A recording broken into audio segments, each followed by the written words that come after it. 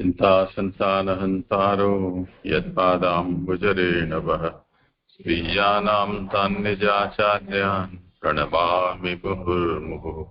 यदनुग्रहतो जन्तुः सर्वदुःखान्तिको भवेत् समहं सर्वदा वन्दे श्रीमद्वल्लभनन्दनम्। अज्ञानतिमिरान्धस्य ज्ञानाञ्जनशलाकया चक्षुरुन्मीलितं येन तस्मै श्रीगुरवे नमः। नमामि हृदये शेषे लीलाक्षीराब्धिशायिनम् लक्ष्मीसहस्रलीलाभिः सेव्यमानं कलानिधिम्। चतुर्भिश्च त्रिभिस्तथा षड्भिर्विराजते योऽसौ पञ्चधा हृदये मम।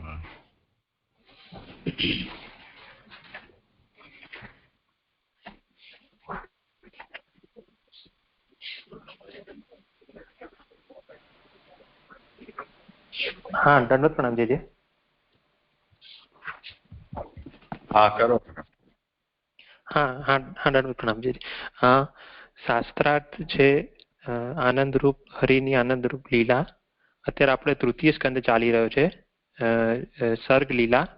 એમાં અત્યારે આપણે 7મો અધ્યાય ચાલી રહ્યો છે. એમાં પહેલા 4 અધ્યાયથી આપણે વિદુરજીનો અધિકાર જોયો. ત્યારબાદ 5મા અને 6ઠા અધ્યાયમાં ગુણાતીત સૃષ્ટિનું નિરૂપણ જોયું. હવે 7માથી સગુણ સૃષ્ટિનું નિરૂપણ ચાલુ થઈ રહ્યું છે. એમાં પહેલા 3 થી ઉભોદઘાત છે અને ત્યારબાદ એનું નિરૂપણ આવી રહ્યું છે.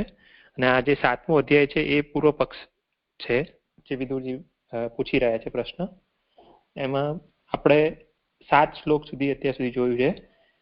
એમાં પ્રથમ શ્લોકમાં વિદુરજી ભગવાન બીજ હોવાના જે ભગવાન બીજ છે એવું જે મત છે એમાં દૂષણ બતાવી રહ્યા છે.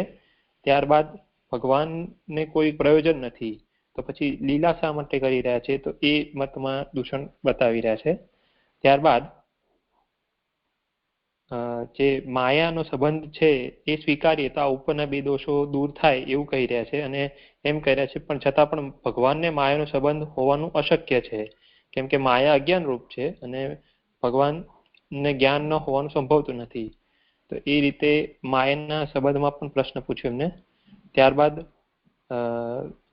એ 7મા શ્લોકમાં પછી મૈત્રેયજી હવે 8મા શ્લોકથી એમનો ઉત્તર આપી રહ્યા છે. તો હવે 8મો શ્લોક લઈ રહ્યો છું જે પેજ નંબર 251 એમાં નીચેનો પેરા છે. બ્રહ્મવાદમાં આ વિષયમાં પૂર્વ પક્ષનું સમાધાન દ્રશ્યતે તું બ્રહ્મસૂત્ર 2.1.6 પરંતુ કારણ અને કાર્ય જુદા પ્રકારના હોવાનું લોકમાં જોવામાં આવે છે એ અધિકરણમાં સ્પષ્ટ જ કહેલું છે. વિકાર વિનાના જ ભગવાન સર્વ કરે છે. એટલે આ જે અત્યારે જે આ વિદુરજીએ જે પ્રશ્ન કર્યો કે ભાઈ કારણ અને કાર્ય જગત છે એ જુદા છે, મતલબ એમનું એવું શંકા છે, પૂર્વ પક્ષ છે, તો એનું સમાધાન અહીંયા બ્રહ્મસૂત્રમાં કરેલું છે. અને એવું કહી રહ્યા છે કે વિકાર વિનાના જ ભગવાન સર્વ કરે છે. એટલે અહીંયા કાર્ય છે એ સગુણ છે અને કારણ છે એટલે કે ભગવાન બ્રહ્મ છે એ નિર્ગુણ છે. તો એ રીતે એ બે છતાંય પણ એવું કહી રહ્યા છે અહીંયા આ બ્રહ્મસૂત્રમાં કે ભાઈ એ બે એક જ જોવામાં, મતલબ જુદા પ્રકારના જોવામાં આવે છે લોકમાં. આગળ શ્રુતિ પ્રમાણ હોવાથી જેવું ભગવાનનું સ્વરૂપ સ્વીકારવાથી સર્વશ્રુતિઓનું સમાધાન થાય તેવું જ તે છે.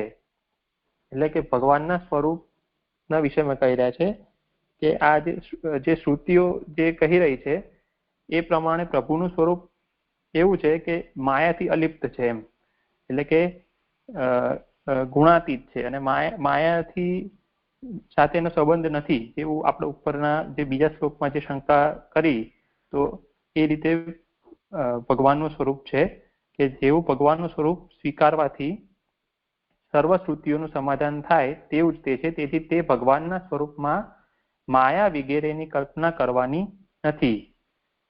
એટલે કે ભગવાનને માયાની સંબંધ નથી. આગળ જે આપણે 7મા શ્લોકમાં જે આપણે ઉપર જોઈ ગયા કે આગળ એવું આવ્યું કે ભગવાન માયા એમ એવું આવ્યું. એટલે કે ભગવાનની માયા એવા 2 શબ્દ યોજેલા છે અને ભગવાન માયા એવું નથી કહેલું. એટલે કે આ ભગવાનની માયા છે, એમાં મુખ્યતા ભગવાનની છે, માયાની નથી. તો એ રીતે અહીંયા કહી રહ્યા છે કે તેથી તે ભગવાનના સ્વરૂપમાં માયા વગેરેની કલ્પના કરવાની નથી. અને જે તર્કનો વિરોધ માયાથી દૂર કરવામાં આવે છે તે પણ ભગવાનના સ્વરૂપથી જ દૂર થાય છે. એમાં 1 નંબરની ફૂટનોટ છે.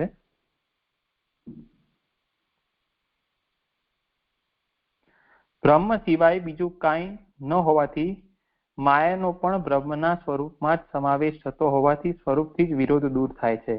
એટલે માયા છે એ પણ પ્રભુની જ શક્તિ છે અને પ્રભુ જ મતલબ સર્વ બધું પ્રભુ જ બનેલા છે. તો માયા બી પ્રભુ એ પ્રભુની શક્તિ જ છે, એમ અલગ નથી પ્રભુથી એમ. તો એમાં એટલે પ્રભુને માયાનો સંબંધ નથી થઈ શકતો. મતલબ માયા ઉપર જે 3ય શ્લોકની ઉપર ઉત્થાનિકામાં એવું કહ્યું કે માયાનો સંબંધ જેને જ્ઞાન ન હોય એને જ સંભાવે, પણ અહીંયા પ્રભુને સાથે નિત્ય રહે જ છે માયા, કારણ કે એ માયા પ્રભુની દાસી છે. તો એ રીતે ભગવાનના સ્વરૂપથી જ એ માયાનો પણ વિરોધ દૂર કરી રહ્યા છે કે ભાઈ એ વિરોધી છે છતાં પણ ભગવાનની દાસી છે. એ રીતે છે જે મને અહીંયા સમજમાં આવી રહ્યું છે. દાસીનો અહીંયા પ્રસંગ નથી, સ્વરૂપાંતપાતી છે. એટલે બ્રહ્મ અદ્વિતીય છે. અદ્વિતીય હોવાને કારણે તત્વતઃ તો બ્રહ્મ સિવાય બીજું કઈ છે જ નહીં. તો માયા શું છે એ પ્રશ્ન થાય તો માયા ભગવત સ્વરૂપમાં જ સ્થિત છે. એટલે ભગવાનના સ્વરૂપથી માયા કઈ જુદી નથી. શક્તિમાન જે છે એમાં અભેદ હોય છે તેવી રીતે.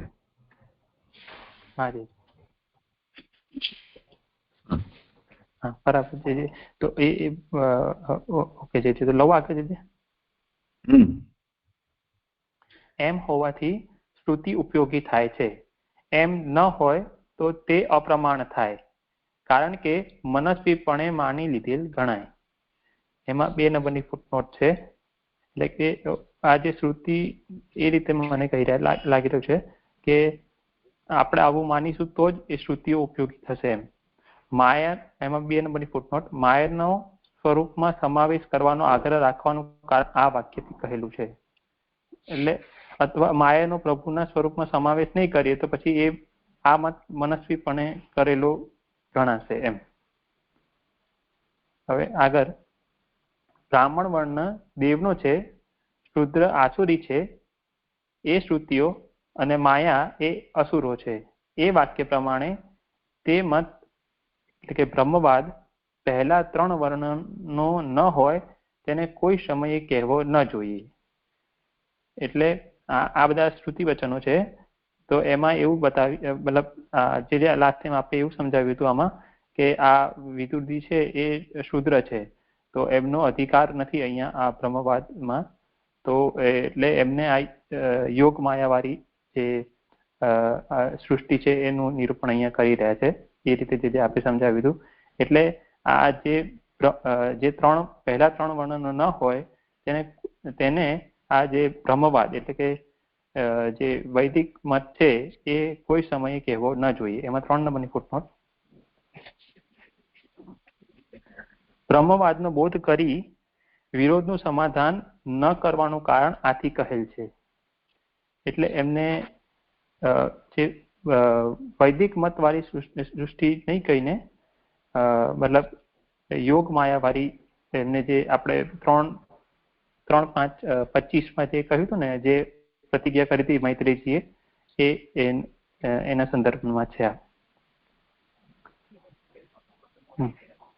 3:5:22 સોરી. હા, આરંભમાં પણ હવે તને યોગ માયાના સંબંધ વાળી ભગવાનની લીલાઓ હું કહીશ. 3:5:22 એવી પ્રતિજ્ઞા મૈત્રેયે કરેલી હોવાથી નીચેના શ્લોકથી આરંભી અહીં પણ માયાથી જ વિદુરના સંદેહોનું સમાધાન કરે છે. મૈત્રેય ઉવાચ. શ્લોક નંબર 8. તેયં ભગવતો માયા યન્ન યેન વિરુધ્યતે ઈશ્વરસ્ય વિમુક્તસ્ય કાર્પણ્યમુત બંધનમ. શ્લોકાર્થ. આ તે જ ભગવાનની માયા છે કે જેમાં ઈશ્વર અને સંસારથી મુક્તનું કૃપણપણું અને બંધન એવો ન્યાયનો વિરોધ છે. એટલે આ તે જ ભગવાનની માયા એટલે આપણે ઉપર જોઈ ગયા, અને જેમાં ઈશ્વર અને સંસારથી મુક્ત કૃપણપણું એટલે કે સંસારથી મુક્તનું એટલે કે જીવનું કૃપણપણું બંધન એવો વિરોધ જોવામાં આવે છે. હવે 14મી કારિકા આવી રહી છે. કાર્ય કારણ વૈચાત્યમ માયૈવ સમાહિતમ ક્ષણમધ્યે તયા સર્વમન્ય દૈવાન્યથા ભવેત. કાર્ય અને કારણ જુદા હોવાનું સમાધાન માયાથી જ કરેલું છે. એક પ્રકારનું હોય તે સર્વ તેનાથી એક ક્ષણમાં જુદા જ પ્રકારનું થાય છે. એમાં 4 નંબરની ફૂટનોટ છે. માયાથી વિરોધનું સમાધાન કેવી રીતે થાય તે આથી કહેલું છે. જેમ જુદા જુદા રંગના દર્પણો સાથે સૂર્યના કિરણોનો સંબંધ થતા એક ક્ષણમાં પ્રકાશ જુદા પ્રકારનો થાય છે, તેમ ભગવાનના અંશોને માયાનો સંબંધ થતા કાર્ય પણ જુદા પ્રકારનું થાય છે. એટલે અહીંયા એક્ઝામ્પલ આપી રહ્યા છે કે ભાઈ માયાથી આ જે વિરોધનું સમાધાન કરી રહ્યા છે, એટલે એવું કહી રહ્યા છે ને કે ભાઈ આ જીવો કેવી રીતે અલગ હોવા છતાં એકમાંથી કેવી રીતે થયા છે, તો એનું સમજાવી રહ્યા છે કે પ્રકાશ સૂર્યના જે કિરણો છે એ જુદા જુદા રંગના દર્પણો પરથી રિફ્લેક્ટ થાય તો એ અલગ અલગ કલરના થઈ જાય છે. તો એ એવી રીતે અહીંયા જીવો છે એ પણ માયાના સંબંધથી એટલે કે માયાને આપણે દર્પણ સમજી લઈએ તો એનું સંબંધ થતા એ જુદા જુદા પ્રકારના થાય છે. વળી જેમ દર્પણ દેખાતું ન હોવા છતાં જુદા જુદા પ્રકારના પ્રકાશરૂપ તેનું કાર્ય જોવાથી દર્પણ તેવું એટલે કે જુદા જુદા રંગનું હોવાનું સ્વીકારવામાં આવે છે, તેમ માયા પણ તેનું કાર્ય જોવાથી તેવા સ્વભાવવાળી હોવાનું જ સ્વીકારવું જોઈએ.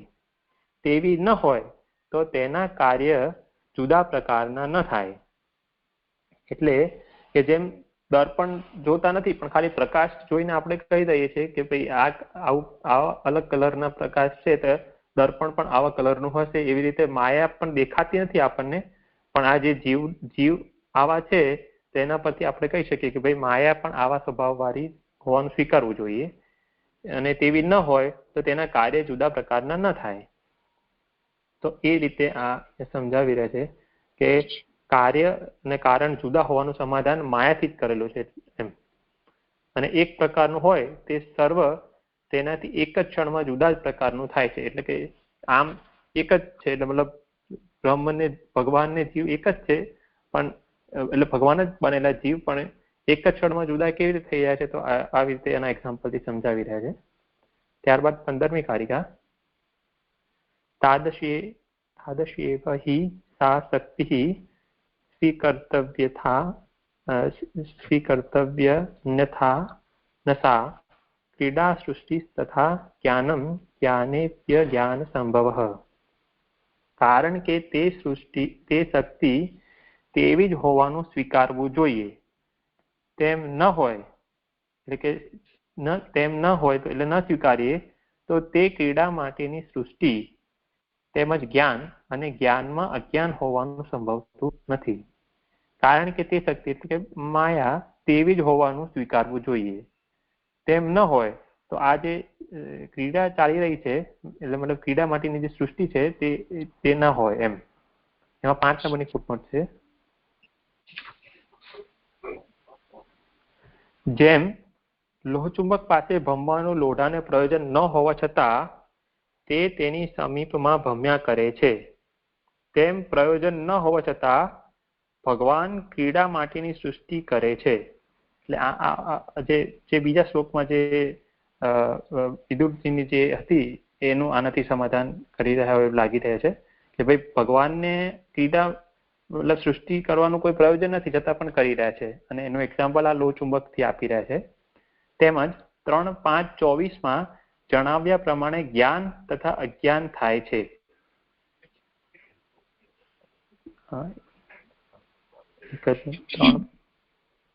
3:5:24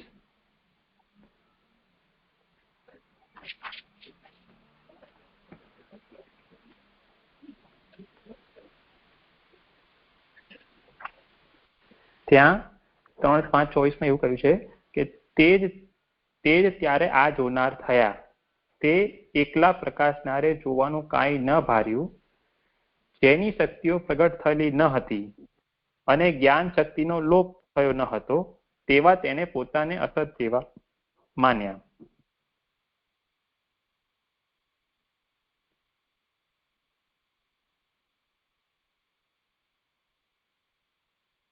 તેમજ એટલે હવે આગળ કારિકામાં કે તેમજ જ્ઞાન અને જ્ઞાનમાં અજ્ઞાન હોવાનું સંભવતું નથી. એટલે જે આ કારિકામાં છે ને, આપણે લાસ્ટ ટાઈમ આપણે એવી રીતે સમજાવ્યું હતું જે કે જ્ઞાન અને અજ્ઞાનમાં, એટલે કે આજે હમણાં આપણે શ્લોક જોયો ને, એમાં અસત જેવા ભારે એટલે કે બ્રહ્મને તો કેવી રીતે અજ્ઞાન થાય એવું સમજાતા એમ. એટલે કે જ્ઞાન અને જ્ઞાનમાં અજ્ઞાન હોવાનું સંભવતું નથી. અને બીજો પક્ષ એ રીતે પણ લીધું હતું કે જે જીવ છે એટલે ભગવાન જ જીવ રૂપે બન્યા છે, તો એને કેવી રીતે અજ્ઞાન થઈ રહ્યું છે એમ.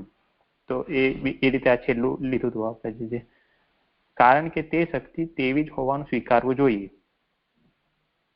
હવે કારિકાના 16 અભેદેપી યથા જીવસ તથા માયેવ સા તથા.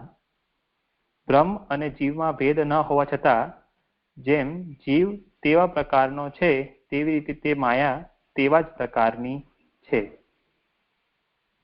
એમાં 6 નંબરની ફૂટનોટ છે.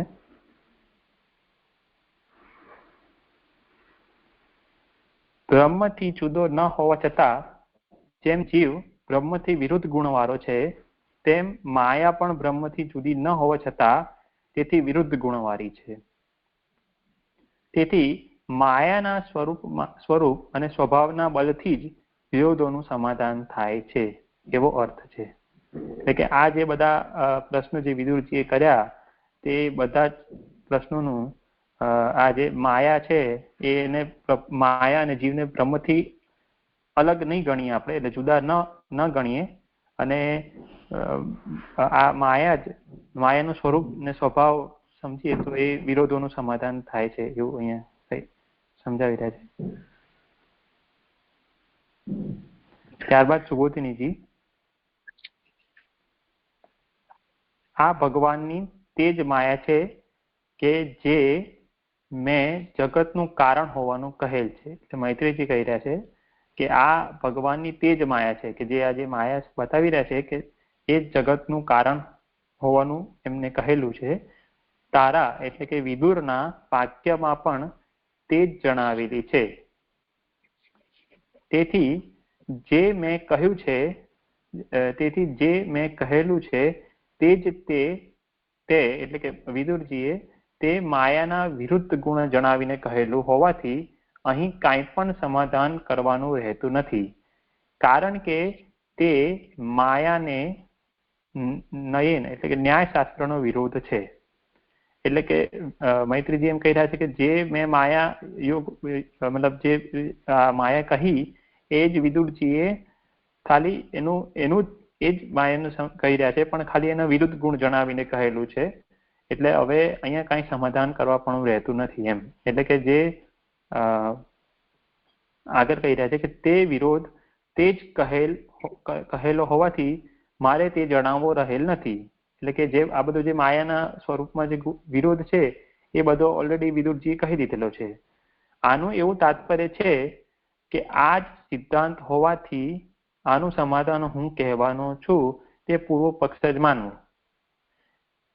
આનું સમાધાન હું કહેવાનો છું તે પૂર્વ પક્ષ જ માનવું. એટલે કે હવે આ જે પૂર્વ પક્ષ જે કહ્યો એ જ સિદ્ધાંત થઈ ગયો અને એનું સમાધાન થઈ ગયું. ખાલી એટલું જ કે આવું જ સ્વરૂપ માયાનું છે એ સમજવાનું છે એવું મૈત્રીજી વિદુરજીને કહી રહ્યા છે.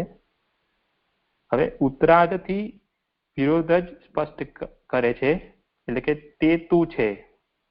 એટલે અહીંયા ઉપર આવ્યું ને કે ઈશ્વરસ્ય વિમુક્તસ્ય કાર્પણ્યમુક્ત બંધનમ, એમાં એ કહે ને એ ત્યાં કે આ આત્મા બ્રહ્મ છે, એટલે કે વિજ્ઞાનમય વગેરે શ્રુતિ પ્રમાણે આ જીવ ઈશ્વર જ છે. તેથી જ સર્વશક્તિમાન સંસારથી તદ્દન મુક્ત ઈશ્વરનું કાર્પણ્ય એટલે કે કૃપણપણું અથવા વગર વિચારેલું માગવું એ ઐશ્વર્યથી વિરુદ્ધ છે અને તેનું બંધન મુક્તિથી વિરુદ્ધ છે. એટલે આ અહીંયા એવું કહી રહ્યા છે કે આ આત્મા છે એ જ બ્રહ્મ છે, અને આ બધી શ્રુતિથી એવું કહી રહ્યા છે કે જે ભગવાન જ જીવ તરીકે બનેલા છે, તેથી સર્વશક્તિમાન છે, છતાં પણ આમાં જે સંસારમાં છે તો તે આ કૃપણપણું અને એટલે મતલબ વગર વિચારેલું માંગવું એમ દીનતા એ ઐશ્વર્યથી વિરુદ્ધ ગુણ પ્રભુમાં દેખાઈ રહ્યા છે એમ, અને તેનું બંધન પણ મુક્તિથી વિરુદ્ધ જ છે. જે અહીંયા શ્લોક 8 સંપૂર્ણ થયો છે.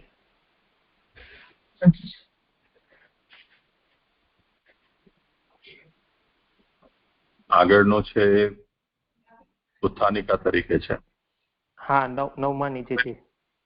હવે આમાં જે છે ને આનો ભાગવતાર્થ વિસ્તારથી આપણે જોઈ ગયા છીએ જતી, પણ હવે શ્લોક આવે છે તો ફરીથી જોઈ લેવો જોઈએ. આ બંને પ્રશ્નના સમાધાન ત્યાં વિસ્તારથી કરેલા છે. હા જી. હા તો પહેલા એ લઈ લઉં જે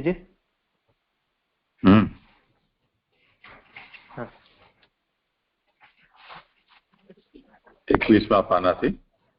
હા, એમાં 1 અને 2 કરીને પ્રશ્ન કરેલા છે. પછીનો પેરેગ્રાફ નહીં લઈએ તો ચાલશે, સીધું સમાધાન લઈ લો.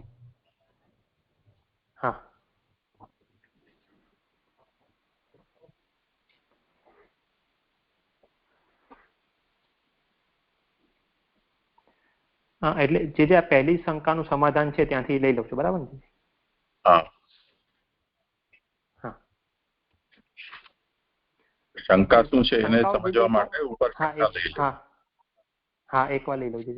વિદુરને આ વિષયમાં એવો સંદેહ થાય છે કે એક ગુણથી પર એટલે કે દેવથી સૃષ્ટિ ઉત્પન્ન થતી હોવાની કથા જરાય ઘટતી નથી, કારણ કે કાર્ય જગત અને કારણ ગુણાતીત બ્રહ્મ જુદા જુદા પ્રકારના છે.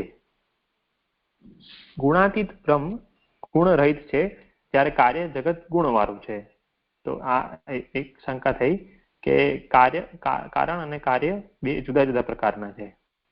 અને બીજી શંકા છે કે વળી લોકમાં કાર્ય કરવાનું પ્રયોજન કામ છે, કામ તો ગુણાતીત બ્રહ્મમાં નથી, તેથી ગુણાતીત બ્રહ્મથી સૃષ્ટિ થાય નહીં. એવા બે સંદેહો વિદુરને ગુણાતીત બ્રહ્મના એટલે કે ઉપાધિ વિનાના ભગવાનના સ્વરૂપના સંબંધમાં થયા. હવે જે પહેલી શંકાનું સમાધાન સીધું લઈ લો.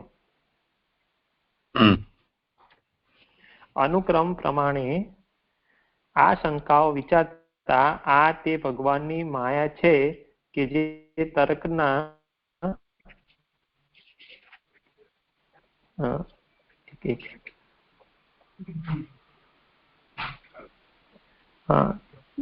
અનુક્રમ પ્રમાણે આ શંકાઓ વિચારતા આ તે માયા ભગવાનની માયા છે કે જે તર્કના વિરોધવાળી છે. એટલે કે ભાગવત પુરાણ 3:7-8 એ શ્લોકમાં ભગવાનની માયા એમ છઠ્ઠી વિભક્તિનો પ્રયોગ કર્યો, તેથી જ દૂર થાય છે. આ છઠ્ઠી વિભક્તિથી એમ જણાવેલું છે કે ભગવાનનો અને માયાનો સંબંધ નિત્ય એટલે કે સદાનો જ છે. ભગવાનનો માયા સાથેનો સંબંધ નિત્ય હોય તો ભગવાનપણું જ રહે નહીં, એવી શંકા શ્લોકમાંના ભગવાન શબ્દથી જ દૂર થાય છે. માયાનો નિત્ય સંબંધ હોવો એ ભગવાનપણાની વિરુદ્ધ નથી, એમ આ ભગવાન શબ્દથી સૂચવેલું છે. માયા સર્વત્ર ગૂંચવાડો એટલે કે ગેરવ્યવસ્થા કરાવનારી ભગવાનની શક્તિ છે, એવા મત પ્રમાણે પણ તેનો સંબંધ હોવો એ ભગવાનપણાની વિરુદ્ધ નથી, કારણ કે એ શ્લોકમાં ભગવાનની માયા એમ કહેલું છે, એટલે ભગવાનનું મુખ્યપણું છે.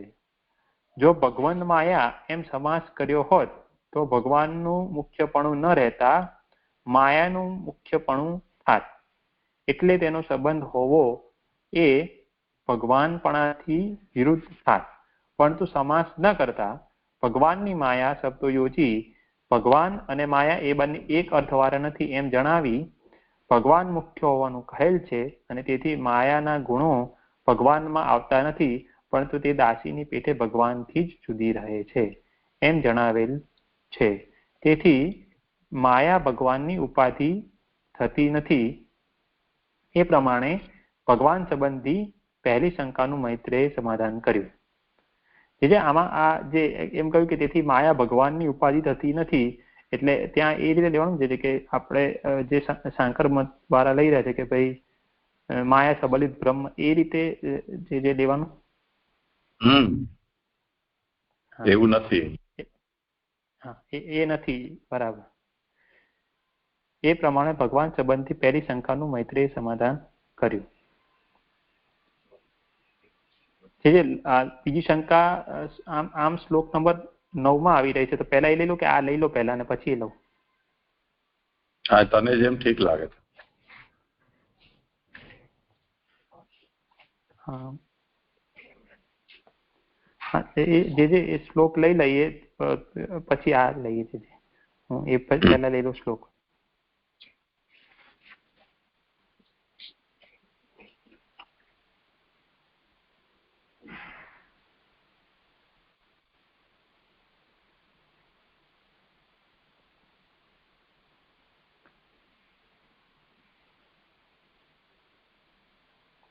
માયાનું સ્વરૂપ એવું કેમ હોય? પેજ નંબર 253 પર છે, સેકન્ડ પેરા,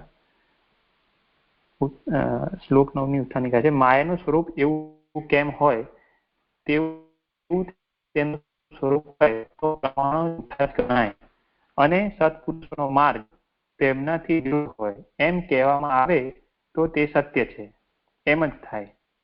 પરંતુ જે પ્રકારે તે માયા હટી જાય તેવો ઉપાય હું તને કહીશ. એટલે કે કોઈ એવું પૂછે કે ભાઈ માયાનું સ્વરૂપ આવું કેમ છે, તો એવું કહી રાખજો માયાનું સ્વરૂપ આવું જ છે, અને જો એવું ના હોય, એવું ના ગણીએ તો આ બધા જે પ્રમાણો જે કહ્યા એ બધા જૂઠા ગણાય અને સત્પુરુષોનો માર્ગ તેમનાથી વિરુદ્ધ જ હોય એમ. અને એમ કહેવામાં આવે તો તે સત્ય જ છે, એમ જ થાય. પરંતુ જે પ્રકારે તે માયા હટી જાય તેવો ઉપાય હું તને કહીશ.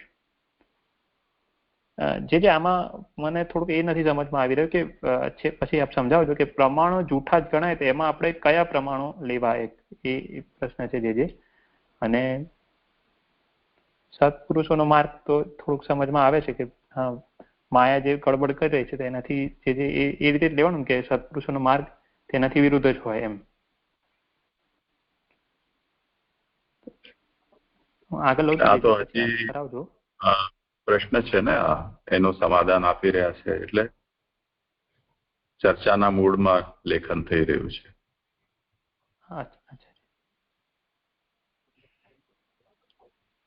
8મા શ્લોકમાં જે સમાધાન આપ્યું એ નિબંધમાં જુદી પ્રકારથી આપ્યું, 8મા શ્લોકમાં જુદી પ્રકારથી આપ્યું.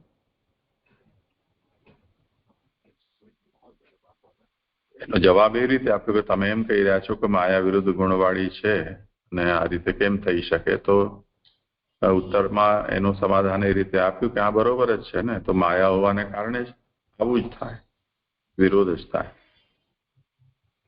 તો વિરોધ હોવું એ એનો સ્વભાવ જ છે, તો એવું જ તો થાય.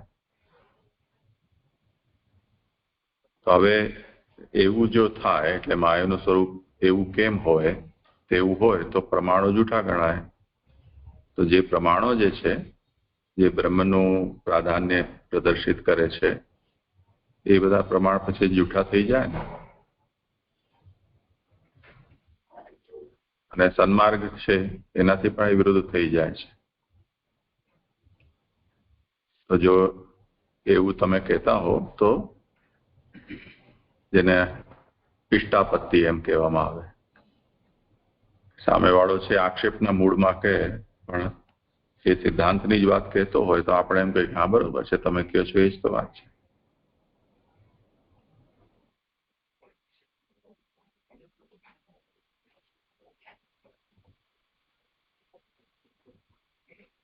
હા હા બરાબર છે જીજી. હા એટલે સમજાઈ રહ્યું છે જીજી એ રીતે કે આ એટલે પ્રમાણોમાં જે થોડુંક એ મને હજી નથી સમજમાં આવ્યું કે પ્રમાણો એ જે બ્રહ્મના સ્વરૂપને રિલેટેડ જે બધા પ્રમાણો આપ્યા એ લેવાના, બરાબર ને જીજી?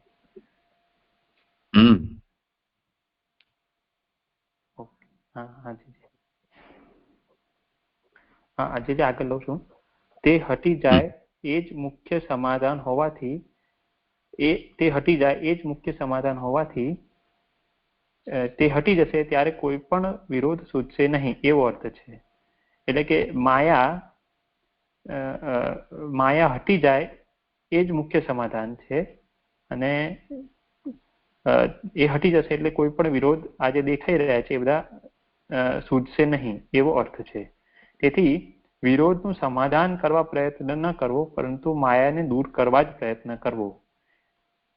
એટલે કે અહીંયા જે આ વિરોધ દેખાઈ રહ્યા છે એનું સમાધાન કરવાની જરૂર નથી લાગી રહી, પણ માયા જે છે એને એટલે પ્રભુની શક્તિ છે તો એ રીતે આપણે હમણાં જે આ સત્ર આપણે લાસ્ટ થયું એમાં આપણે જોયું તો પ્રભુની શરણે જઈએ તો માયા દૂર થાય, તો એ રીતે માયાને દૂર કરવાનો પ્રયત્ન કરવો જોઈએ, એ રીતે જે અહીંયા લાગી રહ્યું છે, બરાબર છે જીજી? એટલે કે માયાને દૂર કરવાનો જ એટલે માયાને દૂર કરવાનો જ પ્રયત્ન કરવો અને વિરોધનું સમાધાન કરવાનો પ્રયત્ન ન કરવો. તે દૂર થશે ત્યારે ભગવાનનો સાક્ષાત્કાર થતા બધાએ સંદેહો જતા રહેશે, એટલે જુદા પ્રકારે જ્ઞાનનો ઉપદેશ થયેલો હશે. તેથી તે સમયે તને પોતાની મેરે જ બ્રહ્મવાદનું જ્ઞાન થશે, અથવા આસુરપણું જતું રહેતા શુદ્રપણું પણ જતું રહેશે. તેથી તે માયા દૂર થાય ત્યારે પોતાની મેરે તને જ્ઞાન થશે અથવા હું બોધ આપીશ, એવું તાત્પર્ય છે. એટલે એ જે માયા દૂર થશે એટલે ભગવાનનો સાક્ષાત્કાર થતા બધા સંદેહો જતા રહેશે અને જુદા પ્રકારે જ્ઞાન થશે, એટલે કે એ પ્રભુનું સાચું જ્ઞાન થશે, એટલે જ્ઞાનનો ઉપદેશ થયેલો હશે. તેથી તે સમયે તને પોતાની મેરે જ બ્રહ્મવાદનું જ્ઞાન થશે, અથવા બીજી રીતે લઈએ તો આસુરપણું જતું રહેતા શુદ્રપણું પણ જતું રહેશે. તેથી તે માયા પણ દૂર થશે, કારણ કે આગળ ઉપર કહી ગયા ને કે ઉપર જે આવ્યું ને એ પ્રમાણે કે ભાઈ માયા અસુરો છે, એ રીતે જે આવ્યું એ વચન એ પ્રમાણે એમ કે માયા દૂર થશે અથવા હું તને બોધ આપીશ, એવું તાત્પર્ય છે. હવે નિંદ્રા વગેરેના દ્રષ્ટાંતથી માયા વગેરે એવા પ્રકારની હોવાનું નીચેના શ્લોકથી આરંભી કહે છે. શ્લોક નંબર 9. યદ દેન વિનામુષ્ય પુંસ આત્મવિપર્યય પ્રતિયત ઉપદ્રષ્ટુઃ સ્વશિરચ્છેદનાદિકઃ. જેમ સ્વપ્નમાં આ નજીકથી જોનાર પુરુષને અર્થ વિના પોતાના શિરનું કપાવવું વગેરે આત્માથી વિપરીતપણું જોવામાં આવે છે. સુબોધિનીજી, યત એટલે કે જે કારણથી આ પુરુષ જીવને બંધન કરનાર વગેરે અર્થ વિના જ આત્મ વિપર્ય એટલે કે આત્માનું વિપરીતપણું જોવામાં આવે છે જ. માત્ર જોવામાં આવે છે પરંતુ વસ્તુત નથી, કારણ કે આ એટલે કે નજીકથી જોનાર છે પરંતુ જોવાનો પદાર્થ નથી. અહીંયા એ એક્ઝામ્પલ થી એ કહી રહ્યા છે કે સ્વપ્નમાં જે આ પુરુષને પોતાનું શિર કપાવ વગેરે આત્માથી વિપરીતપણું જોવામાં આવે છે, એ માયાને કારણે જ એવું દેખાઈ રહ્યું છે એમ. એટલે કે યત એટલે કે જે કારણથી આ પુરુષ એટલે કે જીવને બંધન કરનાર વગેરે અર્થ વિના જ આત્મ વિપર્ય એટલે કે આત્માનું વિપરીતપણું જોવામાં આવે છે જ. માત્ર જોવામાં જ આવે છે એવું નથી, પરંતુ વસ્તુત નથી એમ. એટલે કે ખાલી દેખાઈ રહ્યું છે જ નહીં. વળી આ સર્વત્ર રહેનાર અને અંદરથી જાણી શકાય તેવો છે, અને બીજું સર્વ હદ વાળું અને બહારનું છે. એટલે કે આ સર્વત્ર રહેનાર અને અંદરથી જાણી શકાય, એટલે કે આત્માની વાત કરી રહ્યા છે કે આ સર્વત્ર રહેનાર છે અને અંદરથી જાણી શકાય તેવો છે. અને બીજું સર્વ હદવાળું, એટલે બાકી એના સિવાયનું સર્વ હદવાળું અને બહારનું છે. એમાં એક્ઝામ્પલ આપી રહ્યા છે કે જેમ દર્પણ નજીક હોય ત્યારે મુખ તેમાં પડેલું હોવાથી ઉલટું દેખાય છે, તેમ માયા નજીક હોવાથી આત્મા બહારનો અને હદવાળો દેખાય છે. એટલે અહીંયા પેલું એક્ઝામ્પલ આપી રહ્યા છે કે ભાઈ આપણે જયારે મિરરમાં જોઈએ તો આપણને બધું ઊંધું દેખાય એમ, એટલે કે 2 નંબરની ફૂટનોટ છે અહીંયા, ડાબું અંગ જમણું અને જમણું અંગ ડાબું દેખાય. એમાં જે હું એક ફર્સ્ટ ફૂટનોટ થઈ ગઈ પહેલી, એ હું એકવાર લઈ લઉં કે નિંદ્રા વિગેરેના દ્રષ્ટાંતિ માયા વિગેરે એવા, એટલે વિગેરે એવા ઉપર 1 નંબરની ફૂટનોટ છે. વિગેરે શબ્દથી અહીં ખરાબ ભાગ્ય હોવું વિગેરેનો સમાવેશ કરેલો છે. હા, એટલે આપણે 2 નંબરની ફૂટનોટ પર હતા કે અને બીજું સર્વહદ વાળું બહાર ને બહારનું છે, જેમ દર્પણ નજીક હોય ત્યારે, એટલે કે આપણે એ મિરર ઇમેજ થી એક્ઝામ્પલ સમજાવી રહ્યા છે કે જયારે મિરરમાં જોઈ રહ્યા છે તેમાં ડાબું અંગ જમણું અને જમણું અંગ ડાબું દેખાય એવી રીતે ઉલટું દેખાઈ રહ્યું છે આપણને અહીંયા માયાને કારણે. તેમ માયા નજીક હોવાથી આત્મા બહારનો, એટલે એકચ્યુઅલી એ અંદરનો છે અને હદવાળો દેખાય છે, ત્યારે એ એવો છે નહીં. જેમ સ્વપ્નમાં પોતાનું શિર કપાતું દેખાય છે તેમ તે આત્મા જુદા પ્રકારનો દેખાવાનું કારણ માયા જ છે, કારણ કે જોનારનું શિર કપાયેલ હોવાનું સંભવતું નથી, તેમ તે જોઈ શકાતું નથી, કારણ કે ચક્ષુ તે શિરમાં જ રહેલું છે અને તેવું ભાન થાય છે. અને આ વિષય પરસ્પર વિરુદ્ધ છે, એટલે કે કોઈ સ્વપ્ન એવું જોઈ રહ્યું હોય તો એને સ્વપ્નમાં પાછું પોતાનું શિર કપાયેલું દેખાય તો એ તો એકચ્યુઅલી ઇમ્પોસિબલ છે, કારણ કે ચક્ષુ શિરમાં જ છે, તો પછી એને કેવી રીતે એવું દેખાઈ રહ્યું છે? તો આ એકચ્યુઅલી માયાને કારણે આવું થઈ રહ્યું છે અને આ વિષય પરસ્પર વિરુદ્ધ છે. વળી તેમાં તર્ક નથી એવું જ અહીં માયાના સંબંધથી છે એવો ભાવ છે. એટલે કે માયાનું સ્વરૂપ સમજાવવા માટે આખું એક્ઝામ્પલ આપી રહ્યા હોય એવું સમજાઈ રહ્યું છે. જે અહીંયા શ્લોક 9 સંપૂર્ણ થયો. જે હવે પેલી બીજી શંકા વાળું લઈ લઉં તો એ થઈ જશે જગ્યામાં.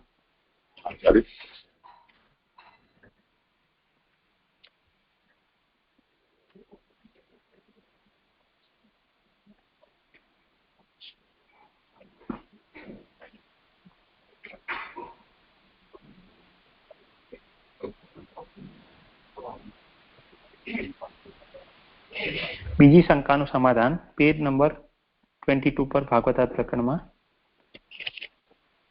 બીજી શંકાનો વિચાર કરતા પ્રથમ વિચારો કે બ્રહ્મ અને માયા પરસ્પર વિરુદ્ધ હોવાથી તે બેના સંબંધથી કાંઈ કાર્ય, એટલે કે જગત કે જીવનું દુર્ભાગ્ય પણ હોવાનું વગેરે ઉત્પન્ન થતું નથી, એવી તમારી શંકા છે કે તે બેમાં વિરોધ હોવાની શંકા છે એમ. એટલે પહેલા તો શંકા શું છે એ પૂછી રહ્યા છે કે એ તમારી શંકા શું છે કે બ્રહ્મ અને માયા પરસ્પર વિરુદ્ધ છે, એટલે એના સંબંધથી આ જગત ઉત્પન્ન થઈ રહ્યું છે કે એ બેમાં જ વિરોધ છે, એવી કઈ શંકા છે? એમાં જો કે આ પૈકી પહેલી, એટલે કે કાંઈ કાર્ય ઉત્પન્ન થતું નથી એવી શંકા હોય તો તે ખોટી જ છે, કારણ કે કાર્ય એટલે કે જગત અથવા જીવનું દુર્ભાગ્ય પણ હોવાનું વગેરે એ જોવામાં આવે જ છે. જો કાર્ય ઉત્પન્ન થતું ન હોય તો સંસાર જ ન હોય, પણ સંસાર તો જોવામાં આવે છે, તો એટલે પહેલી તો તમારી શંકા ખોટી થઈ ગઈ એવું કહી રહ્યા છે. અને સંસાર જોવામાં આવે છે પણ બ્રહ્મ અને માયામાં વિરોધ હોવાથી તે બેના સંબંધથી સંસાર ઉત્પન્ન થવો ન જ જોઈએ. જો એમ કહેતા હો તો જાણવું કે ભગવાનની માયાથી સંસારની ઉત્પત્તિ થાય છે. એમાં આગળ ભગવાનની માયાથી સંસાર ઉત્પન્ન થવામાં તર્કનો વિરોધ છે, તેથી તેનાથી સંસાર ઉત્પન્ન ન થાય. એમ વિરોધ હોવાની તમારી શંકા હોય તો જાણો કે તર્કનો વિરોધ હોવો એ તો માયાનું ભૂષણ છે, દોષ નથી. માયા જ પરસ્પર વિરુદ્ધ કાર્યોનો સંબંધ કરાવે છે. માયાથી જ વિરુદ્ધ કાર્ય થતા હોવાનું જોવામાં આવે છે. જીવ બ્રહ્મથી જુદો ન હોવાથી ઈશ્વર અને મુક્ત હોવા છતાં તેનામાં લાચારી અને બંધન જોવામાં આવે છે. બંધન કરનાર કોઈ ન હોવા છતાં પણ તેમ દેખાય છે તે માયાથી દેખાય છે. હવે જીવતો પુરુષ સ્વપ્નમાં પોતાનું માથું કપાતું જુએ છે અથવા આંતરડા બહાર કાઢી નાખવામાં આવતા હોવા છતાં જાદુગર સ્પષ્ટ દેખાય છે એમ જોવામાં આવે છે. પણ તેમ કેવી રીતે થઈ શકે એવો પ્રશ્ન ઉઠે તો જાણો કે તે વિરોધ માત્ર દેખાય જ છે, સાચો નથી. વસ્તુમાં વિરોધ નથી. બ્રહ્મમાં સર્વ થવાની શક્તિ છે અને માયા તેવા બ્રહ્મની શક્તિ છે. તેથી જીવરૂપ ઈશ્વરમાં લાચારી વગેરે વિરુદ્ધ કાર્યો જોવામાં આવે છે. ઈશ્વરમાં લાચારી વગેરે આત્મામાં ન હોય તેવા જે ગુણો આત્મામાં જોવામાં આવે છે તે આત્માના સ્વરૂપનું જ્ઞાન થાય ત્યારે જોવામાં નહીં આવે એમ પણ ન માનવું, કારણ કે જ્ઞાનીઓને પણ તેમ જણાય છે. એટલે કે હવે આ શ્લોક 9 ના રેફરન્સમાં આવી રહ્યું છે કે આત્મામાં ન હોય તેવા જે ગુણો આત્મામાં જોવામાં આવે છે તે આત્માના સ્વરૂપનું જ્ઞાન થાય ત્યારે જોવામાં નહીં આવે. એટલે 9મા શ્લોકમાં જે દ્રષ્ટા છે એમાં બે લઈ રહ્યા છે, એક જ્ઞાની અને અજ્ઞાની એવી રીતે અહીંયા લઈ રહ્યા છે. કારણ કે જ્ઞાનીઓને પણ તેમ જણાય છે. જીવમાં જે જ્ઞાની હોય તે જીવના સ્વરૂપને જાણનાર હોય. જીવનું સ્વરૂપ તો તેની સર્વ અવસ્થાઓમાં જાણી શકાય છે જ, પરંતુ ઈશ્વરનું સ્વરૂપ જાણી શકાતું નથી. હવે અહીંયા સ્વપ્ન જોનાર ભગવાન જ છે એ 2:1:39 ઉપરના શ્રી શુભોધિનીમાં સિદ્ધ કરેલું છે. અને જ્ઞાની જીવ પોતે ઈશ્વરથી જુદો નથી એમ જાણે છે. તેથી તેને પણ સ્વપ્નમાં માથું કપાતું હોય તેમ જણાય છે. વાસ્તવિક રીતે તો તેનું માથું કપાતું નથી, પરંતુ જીવને સ્વપ્નમાં પ્રાપ્ત થયેલ શરીરનું જ માથું કપાય છે એમ ઈશ્વર જુએ છે. અને આ જ્ઞાની જીવ ઈશ્વરથી જુદો ન હોવાથી તે જુએ છે. તેથી જીવનું સ્વરૂપ ન જાણનાર અજ્ઞાનીને સ્વરૂપમાં પોતે ઈશ્વરથી જુદો નથી એવું ભાન ન હોવાથી પોતાનું માથું કપાતું જુએ છે. જ્યારે જીવના સ્વરૂપને જાણનાર જ્ઞાની પોતે ઈશ્વરથી જુદો ન હોવાથી ઈશ્વર માથું કપાતું જુએ છે તે પોતે જુએ છે. એ રીતે જ્ઞાની તથા અજ્ઞાની બંને સ્વપ્નમાં માથું કપાતું હોય તેમ જુએ છે, પણ સ્વપ્નમાં જ્ઞાની જીવ પોતે ભગવાનથી જુદો નથી એમ જાણે છે અને માત્ર ગાઢ નિંદ્રામાં અને દેહમાંથી નીકળી જવાના સમયે જ પોતે ભગવાનથી જુદો છે એમ જાણે છે. એમ પ્રાજ્ઞ આત્માથી સારી રીતે ભેટાયેલો શરીરમાં રહેલો આત્મા તેની પાછળ ઉપર ચડે છે એવું શ્રુતિ કહે છે. એટલે કે બ્રહ્મ જાણનાર જ્ઞાની ગાઢ નિંદ્રામાં અને શરીરમાંથી નીકળી જવાના સમયે જ પોતે ભગવાનથી જુદો હોવાનું જાણે છે. બીજાઓને તો તે સમયે ભાન હોતું નથી. એટલે કે આ અજ્ઞાની જીવોની વાત કરી રહ્યા છે. તેથી તે રીતે 3:5:9 અહીંયા 3:7:9 આવે.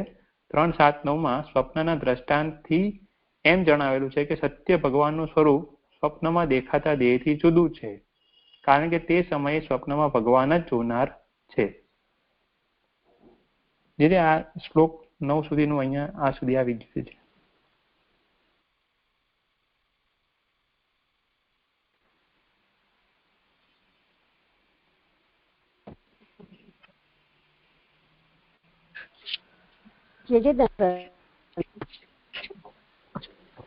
અહીંયા જે આ શ્લોકમાં કહ્યું ને કે ભાઈએ એમ સમજાવ્યું કે છેલ્લેથી 5મી 6ઠી લાઈન છે, તે માયા નજીક હોવાથી આત્મા બહારનો અને હદ વાળો દેખાય છે. તો આમ ભાઈએ સમજાવ્યું કે આત્મા બહારનો નહીં પણ અંદરનું છે. પણ અહીંયા જે કહે છે કે આત્મા બહારનો છે અને હદ વાળો છે તેવું માયા નજીક હોવાથી દેખાય છે. તો એનાથી આત્મા બહારનો અને હદ વાળો એ જરાક એલોબરેટ કરીને આપ સમજાવી શકો તો. દંડવત પ્રણામ છે. કરો સમાધાન.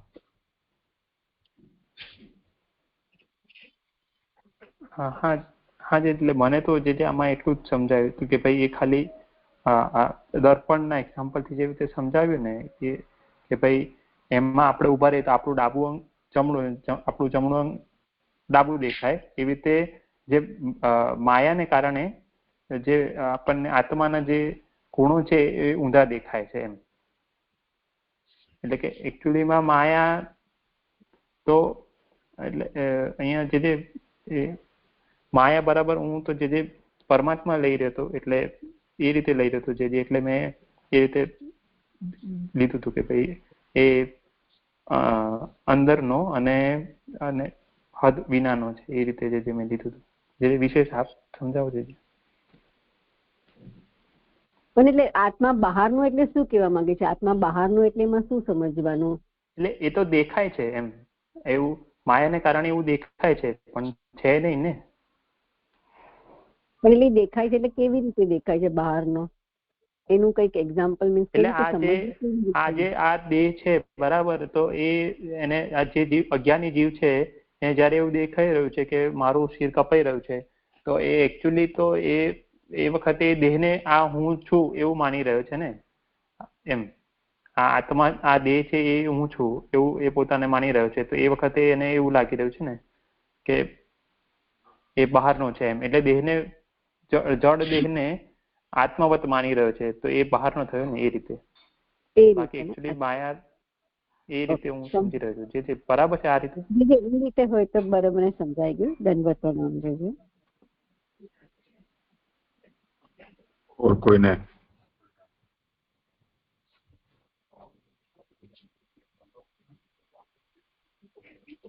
મૂળ તો જે આગળ પ્રશ્ન ઉપસ્થિત કર્યો છે ને એનું સમાધાન અહીંયા વિરોધથી બતાવી રહ્યા છે.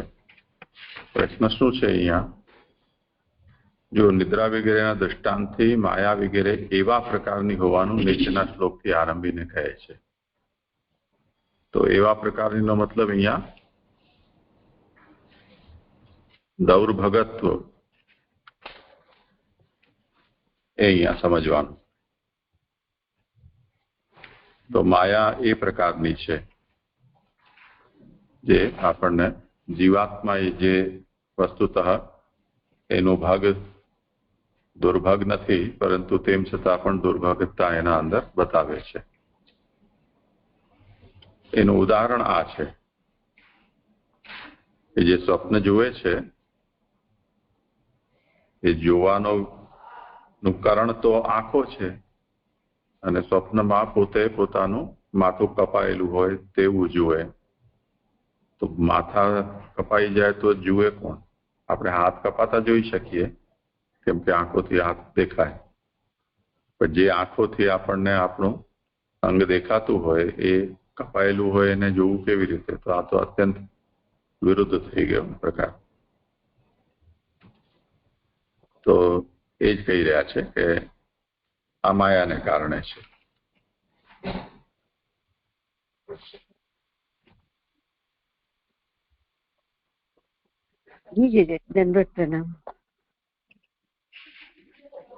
જે પ્રણામ મને આગળના શ્લોકમાં છે, પૂછું? તે વખત મેં હેન્ડ રેઝ કરેલો પણ હા જી. જે 253 પેજ પર છે ને છેલ્લી લીટી છે તે શ્રુતિના વાક્ય આપેલા છે કે બ્રાહ્મણ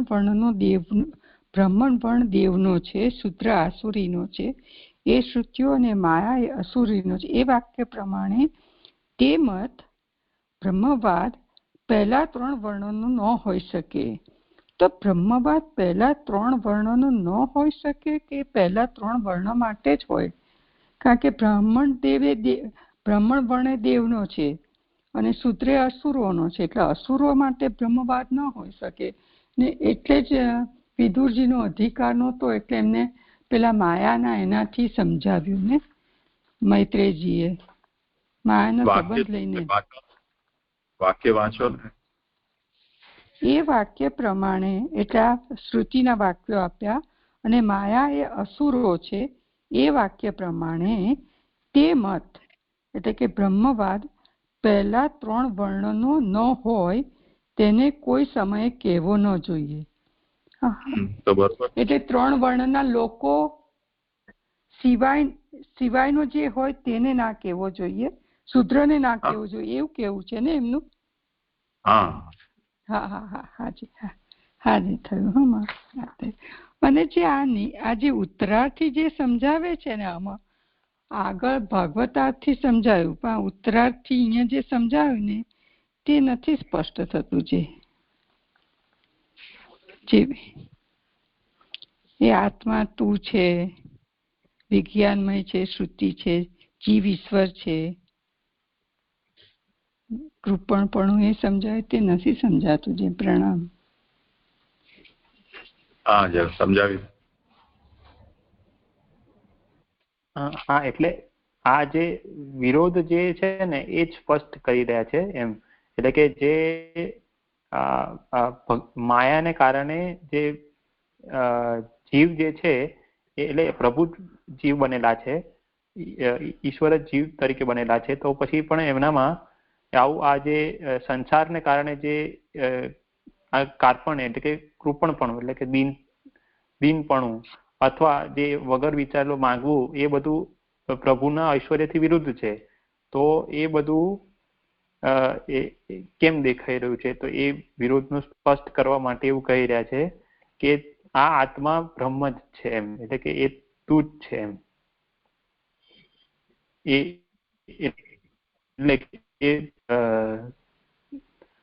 એ રીતે મને સમજાઈ રહ્યું છે.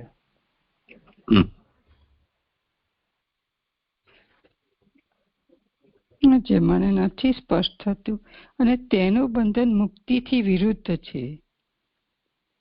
એટલે ભગવાનની વાત કરે કે બંધન મુક્તિથી વિરુદ્ધ છે, એ નથી સમજાતું. છે એવું જ છે. અને એટલે આપણે જે સ્પષ્ટ કર્યો અહીંયા.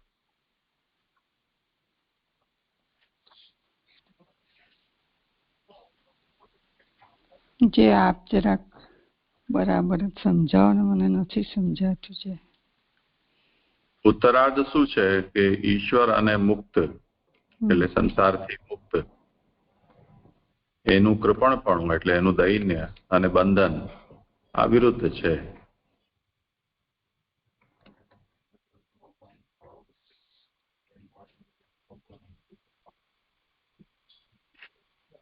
એ વિરુદ્ધ કેવી રીતે છે? તો આ કે આત્મા બ્રહ્મ છે, વિજ્ઞાનમય છે, જીવ ઈશ્વર જ છે, સર્વશક્તિમાન, સંસારથી તદ્દન મુક્ત ઈશ્વર, એવા એનું કૃપણતા કે એનું કોઈ પાસે માંગવું, આ ઈશ્વરથી વિરુદ્ધ છે. એનું બંધન છે એ પણ સ્વભાવથી એ મુક્ત છે, એટલે બંધન થવું એ પણ વિરુદ્ધ છે, એટલે ન થઈ શકે એવું છે. આ વિરોધ છે.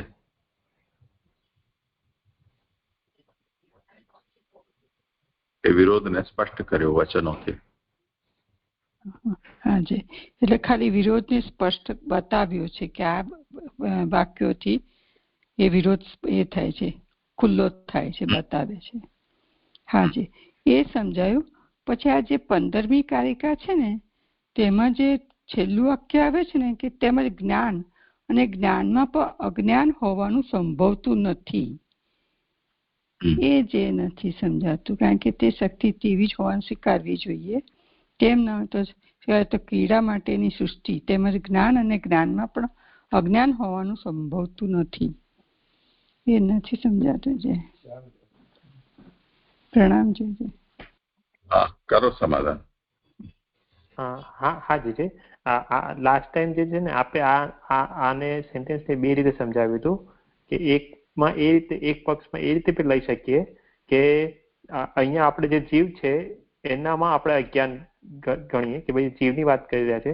તો જ્યારે આ ભગવાન જ મતલબ બ્રહ્મ જ જ્યારે જીવરૂપ બની રહ્યા છે, તો પછી એને જ્ઞાનમાં અજ્ઞાન હોવાનું સંભવતું નથી. તો એ કેવી રીતે આ થઈ રહ્યું છે એમ, એક પક્ષ એ રીતે લીધો હતો. અને બીજો પછી જે આની ફૂટનોટ છે, 5 નંબરની ફૂટનોટ, એમાં એક 3:5:24 જણાવ્યા પ્રમાણે જ્ઞાન તથા અજ્ઞાન થાય છે. એટલે કે એમાં જે આપણે 24મા શ્લોકમાં જોયું ને કે ભાઈ પોતાને એકલો જ જુએ છે અને એ રીતે જે આવ્યું તો એમાં એને અસત જેવું જાણ્યું એવું જે કહી રહ્યા છે, તો એ જ્યારે પ્રભુ જ પોતે છે તો એમને કેવી રીતે આવું અજ્ઞાન થઈ રહ્યું છે, એ રીતે જે સમજમાં આવી રહ્યું હતું મને. તો જ્ઞાન એમાં 3:5:24 જોઈ લો ને, 3:5:24 નો સંદર્ભ આપેલો છે ને, ત્યાં જ આનો ખુલાસો કર્યો છે.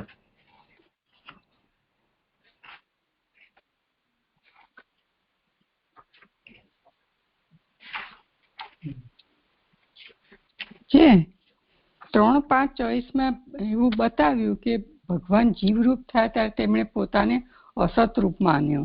તો અસતરૂપ માન્યો તો તે વખતે એમને અજ્ઞાન હોવાનું સંભવ. તો અહીંયા એવું કે જે અજ્ઞાન હોવાનું સંભવતું નથી, એ મને નથી સમજાતું. જોઈ લો એની સુબોધને સ્પષ્ટ કર્યું.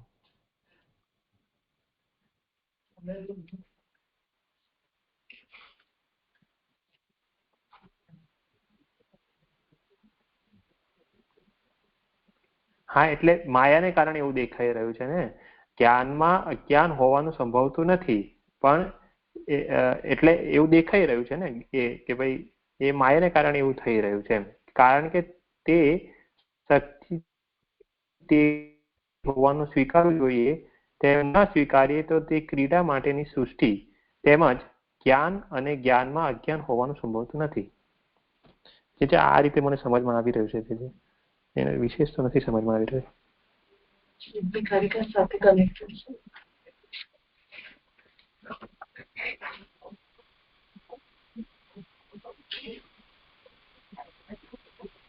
કોઈને કરવું હોય સમાધાન.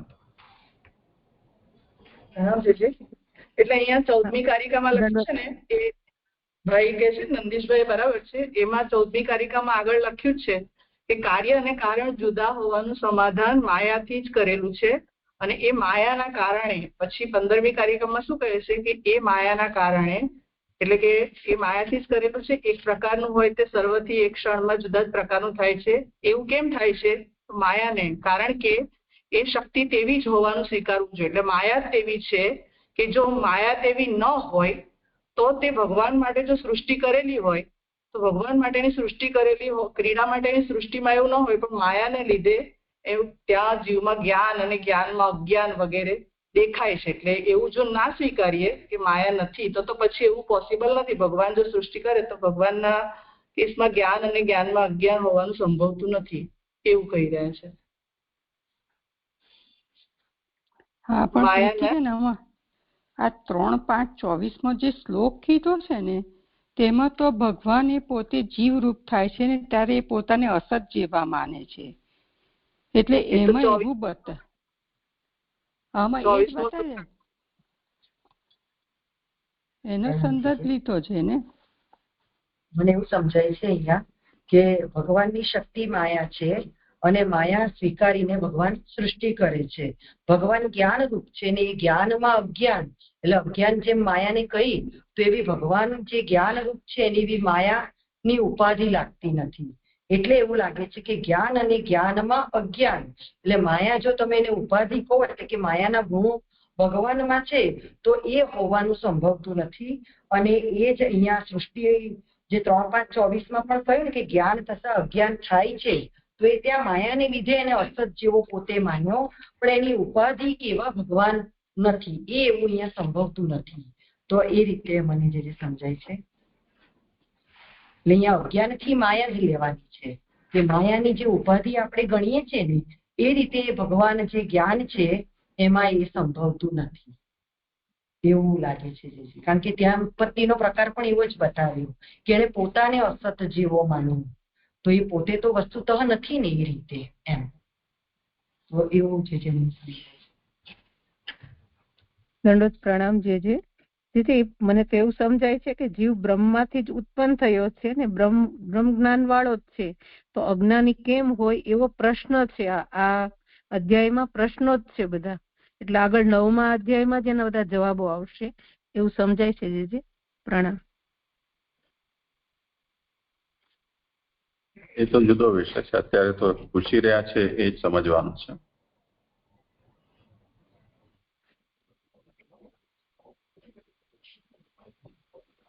જે 24મા શ્લોકમાં છે ઉત્થાનિકામાં એમ લખ્યું છે જીવોની ઉત્પત્તિ.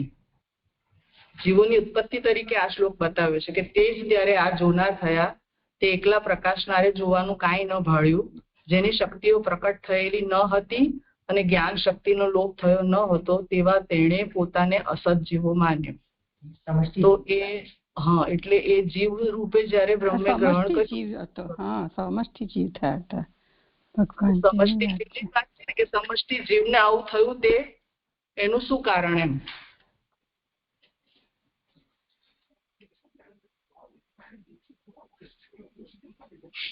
એટલે એવું સમજાય છે કે જ્ઞાન શક્તિનો લોપ થયો ન હતો એવો તેણે પોતાને, એટલે એ આનંદ વિરોહિત થઈ ગયો હતો અને આનંદ વિરોહિત થવાથી જ્ઞાન શક્તિ જે ચૈતન્ય શક્તિ છે એ શક્તિ ઉપર રહી, એટલે એ જે ચૈતન્ય શક્તિ છે ને હવે એને જે અવિદ્યા લાગી છે એનો એટલા માટે જે અજ્ઞાન થયું અને અજ્ઞાન થવાથી એ પોતાને અસત જેવો માનવા લાગ્યો. એટલે જ્ઞાન રૂપ હોવા છતાં આનંદ જેવો વિરોહિત થયો અને જ્ઞાન શક્તિનો લોપ પછી નથી થયો, તેમ છતાં અવિદ્યા લાગવાથી અસત જેવો માનવા લાગ્યો એમ જે અહીંયા કહ્યું. એટલે જ્ઞાન તેમજ જ્ઞાન અને જ્ઞાનમાં અજ્ઞાન હોવાનું સંભવતું નથી એ જે કહ્યું એ જ્ઞાન અને એટલે જ્ઞાન તો છે, ચિત્ત શક્તિ તો છે અને એમાં પણ અજ્ઞાન થયું એવું હોવાનું ભગવાનમાં સંભવતું નથી એમ અહીંયા લાગે છે મને. અહીંયાથી 15મી કાલિકામાં કહ્યું છે, કારણ કે ભગવાનની તો જે ક્રીડા માટેની સૃષ્ટિ છે એમાં એટલે ભગવાનમાં એવું હોવાનું સંભવતું નથી એવું મને લાગે છે.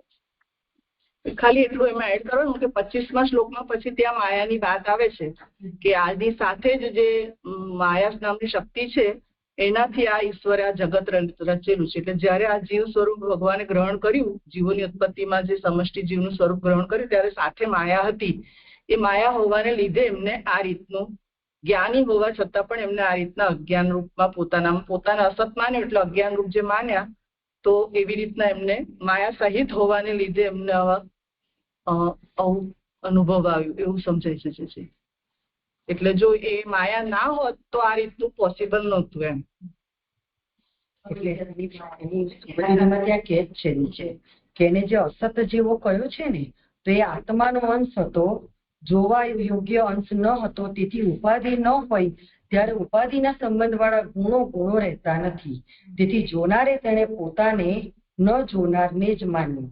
એની ફૂટનોટમાં જ એ વાત કરી રહ્યા છે કે બીજા પદાર્થો છે બધા ગુણો ઉપાધિ વાળા છે, એ પોતે જે છે એને પોતાને જે અસત રૂપે માન્યો પણ ત્યાં એને ઉપાધિના સંબંધ વાળા ગુણો નથી.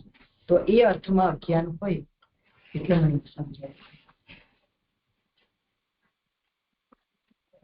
કૃષ્ણને શરૂઆતથી જો જોશો ને તો આ જ્ઞાન અજ્ઞાન અને લીલા અને એ બધો સંબંધ અહીંયા શરૂઆતથી આવી રહ્યો છે.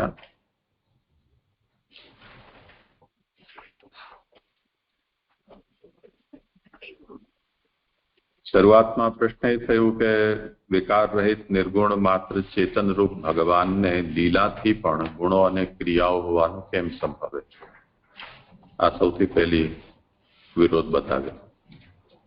એટલે વિદુરજી એ વાત જાણે છે કે જ્યારે પણ સૃષ્ટિ સંબંધી કંઈ પણ પ્રશ્ન થાય તો આ જે સૃષ્ટિ છે એ આત્મક્રીડા માટે છે, ક્રીડા કે લીલાનો જ અહીંયા ઉત્તર આપવામાં આવે છે.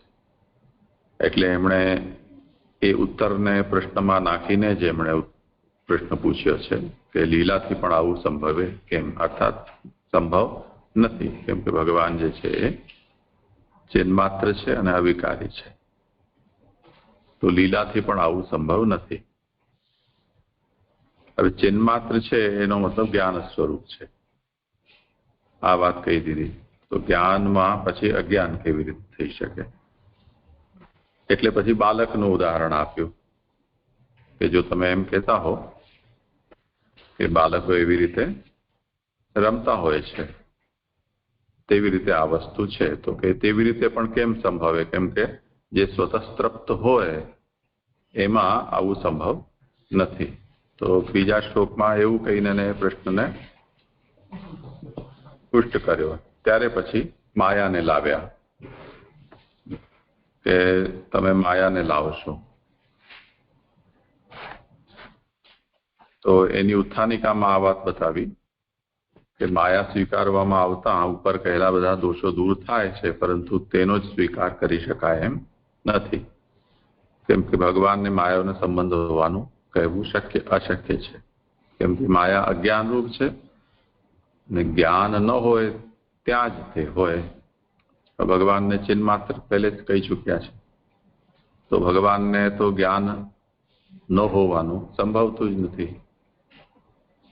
તો પછી હવે 2 શ્લોકથી એ જ્ઞાનાભાવ કેવી રીતે આવે છે તેનું નિરૂપણ કર્યું કે ભગવાને આ ગુણમયી જે આત્મમાયા છે એનાથી આ વિશ્વ રચ્યું, આનું તેનાથી સ્થાપન કરે છે, ફરી તેનાથી લય કરશે. તો આવું જે ભગવાન જે છે પૂર્ણ જ્ઞાન વાળા હોવાથી તેમને માયાનો સંબંધ હોવાનું જ સંભવતું નથી. એ વાત કહ્યું કે દેશથી, કાલથી, અવસ્થાથી, પોતાથી અથવા બીજાથી જેમના જ્ઞાનનો નાશ થતો નથી તેવો આત્મા છે, એમનો માયા સાથે સંબંધ કેવી રીતે થઈ શકે? અને જો આ સૃષ્ટિ ભગવાનની પોતાના માટે ન હોય અને જીવાર્થ હોય તો ભગવાન જીવ મજેથી ભગવાનના સ્વરૂપમાં હતા જ, જરૂર શું હતી એમને પોતાનામાંથી બહાર કાઢવાની અને પછી ઉપાધિમાં નાખવાની, પાછી મુક્ત થવાનું, ચીચોડામાં ચડાવવાની? તો આ હિતાકરણ રૂપ દોષ થઈ જશે. તો આવી બધી સમસ્યાઓમાં આવી રહી છે, એટલે એને અહીંયા કહી રહ્યા છે કે 14મા શ્લોકમાં જે વાત કહી ને કે કાર્યકારણ જુદા હોવાનું સમાધાન માયાથી જ કરેલું છે. એક પ્રકારનું હોય તે સર્વ તેનાથી એક ક્ષણમાં જુદા જ પ્રકારનું થાય છે, જે 9મા શ્લોકમાં નહીં, અહીંયા 4થી ફૂટનોટમાં પ્રકાશના કિરણો છે એ દર્પણમાં અલગ અલગ રીતે થઈ જાય છે, એના ઉદાહરણથી સમજાવ્યું. તો એ માયા એવી શક્તિ છે કે જેને કારણે આવું થઈ જાય છે. જો એવું ન સ્વીકારીએ તો તે ક્રીડા માટેની સૃષ્ટિ તેમજ જ્ઞાન અને જ્ઞાનમાં અજ્ઞાન હોવાનું સંભવતું નથી. સમાધાન જે પૂર્વ પ્રશ્નમાં જે વાતો મૂકી હતી એને જ સમાધાન તરીકે જ આપી રહ્યા છે, જે શરૂઆતમાં પણ એમણે કહ્યું કે તમે એમ ન સમજતા કે હું તમને કંઈક બીજો ઉત્તર આપવાનો છું. હું જે ઉત્તર તમે પૂછી રહ્યા છો એ જ ઉત્તર જ છે. તમે એને પ્રશ્ન ન સમજો અને ઉત્તર સમજો તો એ જ વાત આવશે. એટલે સુગંધીજીમાં આનું સમાધાન હું કહેવાનું છું તે પૂર્વ પક્ષ જ માનવું, આ જ સિદ્ધાંત હોવાથી. એટલે તમે જે પૂછી રહ્યા છો એ સિદ્ધાંત જ છે. તમે કંઈ એવો મોટો આક્ષેપ નથી કરી દીધો કે આ વિરુદ્ધ છે તો કેમ સંગત બને? ભાઈ વિરોધ હોવો જ જોઈએ, માયા છે એટલે. તો એ તો માયાનો ગુણ છે. તો એ વિરોધ કેવી રીતે છે એ વાતને પછી સ્પષ્ટ કરી આપ. તો જે પણ અહીંયા પ્રશ્ન કર્યા છે એનો ઉત્તર આપવાના સ્થાને એ તમે જે પૂછો છો એ જ ઉત્તર છે એમ કહીને એમનો અત્યારે સમાધાન કર્યું છે. જ્યાં સુધી તમારી આ અવસ્થા છે ત્યાં સુધી આવું રહેશે. પછી જ્યારે બ્રહ્મવાદનું જ્ઞાન થઈ જશે અને શુદ્રત્વની નિવૃત્તિ થઈ જશે તે વખતે પછી તમને બધું બ્રહ્માત્મક જ સ્ફુરિત થશે. માયા પણ શક્તિ તરીકે પણ સ્ફુરિત નહીં થાય.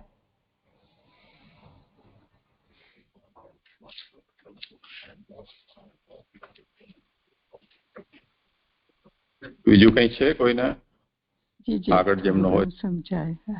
હા જી પ્રણામ. થોડું ઘણું સમજાવ્યું. હા જી દાદા પ્રણામ. આ સ્વપ્નમાં માયા કેવી રીતના કામ કરે, કેવી રીતના કરે છે?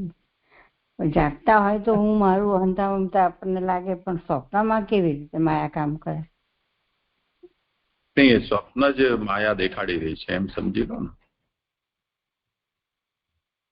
સ્વપ્ન જ માયા દેખાડે. કારણ કે નિંદ્રા છે તો એક પ્રકારની મુક્તિ જ, રોજ મુક્તિ સાંભળવાનું વચનામૃતમાં મેં સાંભળ્યું હતું, રોજ મુક્તિ જ થાય છે આપણે. એટલે જી જી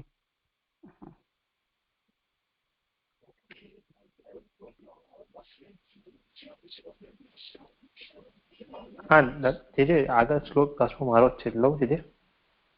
હા કરો. શ્લોક 10 યુક્તાનિકા. માયામાં આ આત્મા પ્રવેશ કરે છે, તેથી આત્માના ગુણો માયામાં આવે તે યોગ્ય જ છે, પરંતુ આત્મા તમસથી પર છે.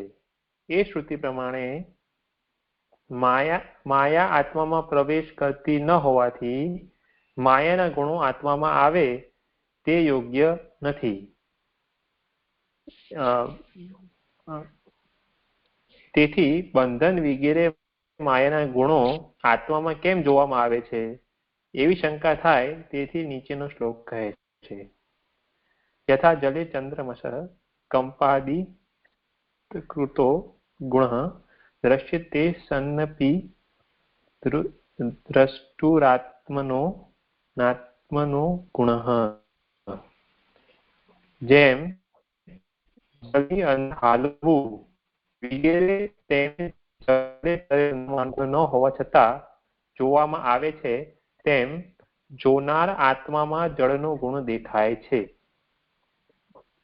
એટલે કે અહીંયા જલમાં જયારે પ્રતિબિંબ પડી રહ્યું છે ચંદ્રમાનું, તો એકચ્યુઅલી જલ હલી રહ્યું છે, પણ આપણને દેખાય એવું છે કે ચંદ્રમા હલી રહ્યો છે એમ. તો એવું માયાને કારણે થઈ રહ્યું છે. તેમ જોનાર આત્મામાં જળનો ગુણ દેખાય છે. એવી જ રીતે જે આત્મામાં પણ જળનો ગુણ દેખાય છે એમ. હવે સુબોધિનીજી, જો કે માયા આત્મામાં પ્રવેશ કરતી નથી, પરંતુ આત્મા જ માયામાં પ્રવેશ કરે છે, પણ પ્રવેશ કર્યા પછી આત્માને તે માયાના ગુણોનો સંબંધ થાય છે, પણ પ્રવેશ કર્યો ન હોય ત્યાં સુધી થતો નથી. એટલે કે માયા આત્મામાં પ્રવેશ કરતી નથી, પરંતુ આત્મા જ માયામાં પ્રવેશ કરે છે. જેથી આ થોડું મને નથી સમજમાં આવી રહ્યું, તે આપ થોડું છેલ્લે સમજાવજો. એ થોડું કન્ફ્યુઝન થઈ રહ્યું છે. જે છતાં પણ પ્રવેશ કર્યા પછી આત્માને તે માયાના ગુણોનો સંબંધ થાય છે. એટલે કે પ્રવેશ થઈ ગયા પછી આત્માને માયાના ગુણોનો સંબંધ થાય છે, પણ પ્રવેશ કર્યો ન હોય એટલે ત્યાં સુધી નથી થતો. જેમ જલમાં ચંદ્ર પ્રતિબિંબથી પ્રવેશ કરે છે, તેમ આત્માનો માયામાં પ્રવેશ પણ દેખાવાનો જ છે. એટલે કે આત્માનો જે માયામાં પ્રવેશ છે તે દેખાવાનો જ છે. જેવી રીતે કે પ્રતિબિંબ ખાલી દેખાય છે, એકચ્યુઅલીમાં ત્યાં છે નહીં એમ. જલના હાલવાથી તે ચંદ્રનું પ્રતિબિંબ હાલે છે, પણ સ્વભાવથી હાલતો નથી. એટલે કે જલ હલે છે તો આપણને એવું દેખાય છે કે ચંદ્ર હલે છે, પણ ત્યાં એકચ્યુઅલીમાં ચંદ્ર હલતો નથી.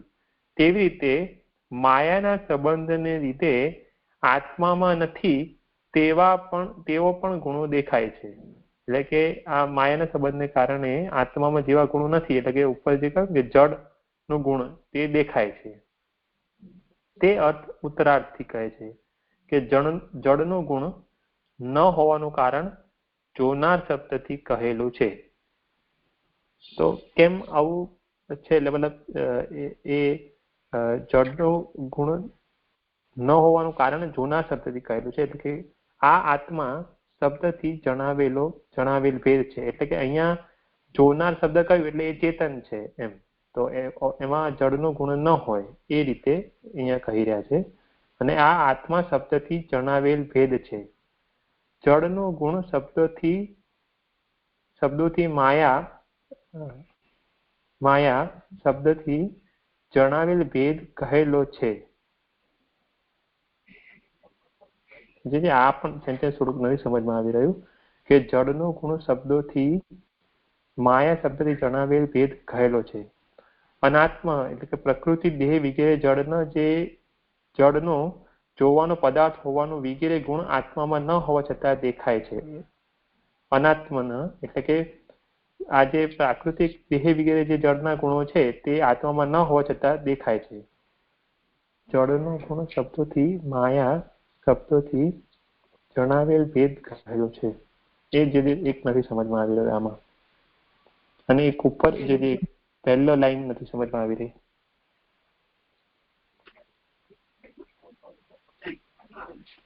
આ પૂરું થઈ ગયું અહીંયા?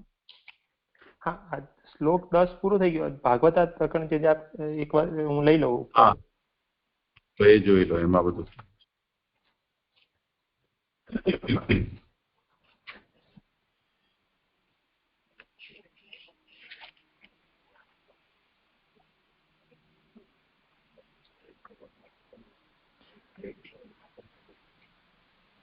પાના નંબર 23 લાસ્ટ પેરા છે. ત્યારે હવે ઉપર જે કહ્યું કે છેલ્લી લાઈન લઈ લઈશું ઉપરના પેરાની. કારણ કે તે સમય સ્વપ્નમાં ભગવાન જોનાર છે, ત્યારે જે શિર કપાતું તે જુએ છે તે જીવના શરીરનું માનવાનો શો આધાર? એવો પ્રશ્ન થાય. એટલે કે હવે જે જીવ છે એ સ્વપ્ન જોઈ રહ્યો છે, એને જીવને દ્રષ્ટા માનીએ એમાં શું આધાર, એવું કોઈ પ્રશ્ન કરે તો તે માટે શ્લોક 10 જલમાં પડેલ ચંદ્રના પ્રતિબિંબનું બીજું દ્રષ્ટાંત આપેલું છે. જે જલ જેવા દેહ વગેરે રૂપ સંસારમાં આ હું છું એમ માને છે તેને જ ધ્રુજવું વગેરે થાય છે. એટલે કે જલ હાલે છે ત્યારે જલમાં પડેલ ચંદ્રનું પ્રતિબિંબ ધ્રુજતું દેખાય છે, પરંતુ આકાશમાં રહેલ ચંદ્રને ધ્રુજારો વગેરે થતા નથી. તેથી ચંદ્ર અને તેનું પ્રતિબિંબ એક હોવા છતાં જલમાં પડેલા પ્રતિબિંબને જ ધ્રુજારો વગેરે થાય છે, ચંદ્રને થતા નથી. તેમ ઈશ્વર અને માયાથી સંસારમાં સપડાયેલો જીવ એટલે કે દેહને આ હું છું એમ માનનાર જીવ જુદા ન હોવા છતાં, એટલે કે ઈશ્વર અને જીવ બે એક જ છે, જુદા ન હોવા છતાં તે જીવના દેહનું શિર છે એવું માની રહ્યો છે. આ માયામાં ફસાયેલ હોવા રૂપ સંકટ પોતાથી દૂર થઈ શકે તેવું ન હોવાથી શ્લોક 11 થી તે દૂર કરવાનો ઉપાય દર્શાવેલો છે. કે પછી હવે આગળ માયાને દૂર કરવાના ઉપાયો કહેશે શ્લોક 11 થી. થઈ ગયો શ્લોક. જે 9મો શ્લોક છે ને એની જે ઉત્થાનિકા છે ને એમાં ફૂટનોટ એવા પદ ઉપર છે જેને આપણે દુર્ભગત્વ એવી માયા કેવી છે તો એવી દુર્ભગત્વ રૂપ છે, અને વિજય પદ ઉપર લખ્યું છે. આજે જે બરાબર છે. હા, બરોબર છે. વિજય એવા એટલે દુર્ભગત્વ. તો માયા કેવી રીતે જે દુર્ભગત્વ છે દુર્ભાગ્યવાદ એવું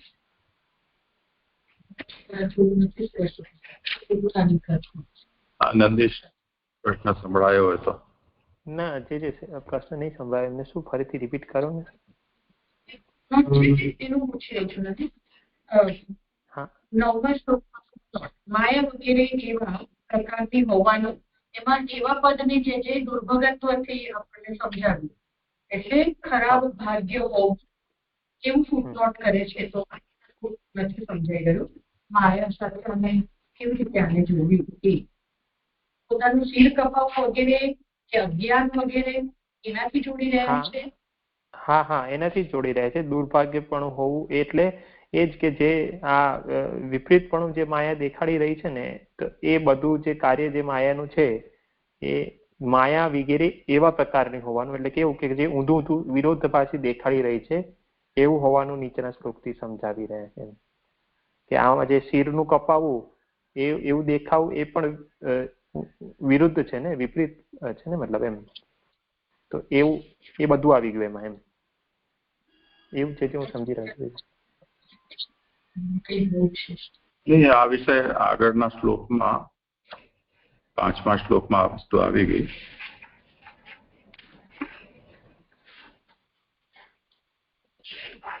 આ એક જ ભગવાન સર્વ દેહોમાં રહેલા છે, આવાને દુર્ભાગીપણું અથવા જન્મો વડે દુઃખ કેમ થાય એ પ્રશ્ન. ભગવાન એક જ સર્વદેવમાં રહ્યા છે તો જીવને માટે તો દુર્ભાગ્યપણું કે જન્મ વગેરે થયા એ તો ધ્યાન આવી જશે, પણ આજે માયા વગેરે એવા પ્રકારની જોવાનું એટલે દુર્ભાગ્યપણું કરાવનારી એમ કારિકામાં એ તો એવો છે. એટલે હું માયાને દુર્ભગત્વ સાથે જોડી હતી ને એટલે કેમ કે ફૂટનોટ એના ઉપર છે ને એટલે મને જરા ફૂળની કારિકા છે ને એમાં મહાપ્રભુજીએ જ કહ્યું છે જેમ જીવ તેવા પ્રકારનો છે તેવી જ રીતે માયા પણ તેવા પ્રકારની જ છે. એવા પ્રકારની એટલે દુર્ભગત્વ. હા, જીવને જે રીતે દુર્ભાગ્યપણું આવ્યું એ જ અહીંયા ફૂટનોટમાં પણ કહ્યું ને 6ઠી ફૂટનોટમાં કે બ્રહ્મથી જુદો ન હોવા છતાં જેમ જીવ બ્રહ્મથી વિરુદ્ધ ગુણ વાળો છે તેમ માયા પણ બ્રહ્મથી જુદી ન હોવા છતાં તેથી ગુણ વિરુદ્ધ ગુણવાળી છે. વિરુદ્ધ ગુણ સાથે જોડે છે એવા પ્રકારની એટલે જીવની જેમ વિરુદ્ધ ગુણવાળી. તો માયા પણ એવા પ્રકારની છે ને માયા પણ એવું જ બતાવે દુર્ભગત્વ સાથે. એટલે આ પોતાનું માથું કપાઈ જોવું એ તો કેટલું દુર્ભાગ્યપણું કહેવાય ને. આપણે આપણને મરતા જોઈએ એવું આપણું કેટલું દુર્ભાગ્ય કહેવાય એ સેન્સમાં કરતા. એટલે હું એવું સમજે કે માયા દુર્ભગત્વ સાથે એટલે માયા એવા પ્રકારની એટલે જીવને દુર્ભગત્વ કરાવનારી એમ થયું છે તો થઈ ગયું સ્પષ્ટ છે. હા, જે આમાં આજે ઉત્થાનિકાની જે પહેલી લાઈન છે ને જે એ પણ સમજમાંથી આવી રહી અને સુબોધીની જેની પહેલી લાઈન એ બે લાઈન નથી સમજમાં આવી રહી. એક તો પહેલું કે માયામાં આ આત્મા પ્રવેશ કરે છે તેથી આત્માના ગુણો માયામાં આવે તે યોગ્ય જ છે, પરંતુ આત્મા તમસથી પર છે એ થોડુંક નથી સમજમાં આવી રહ્યું છે. એ તો વચન છે. આત્માનો મતલબ માયા એટલે આત્મા માયાથી પર છે. તમસનો મતલબ મૂળતા, અજ્ઞાન, માયા. આ શ્રુતિ વચન છે.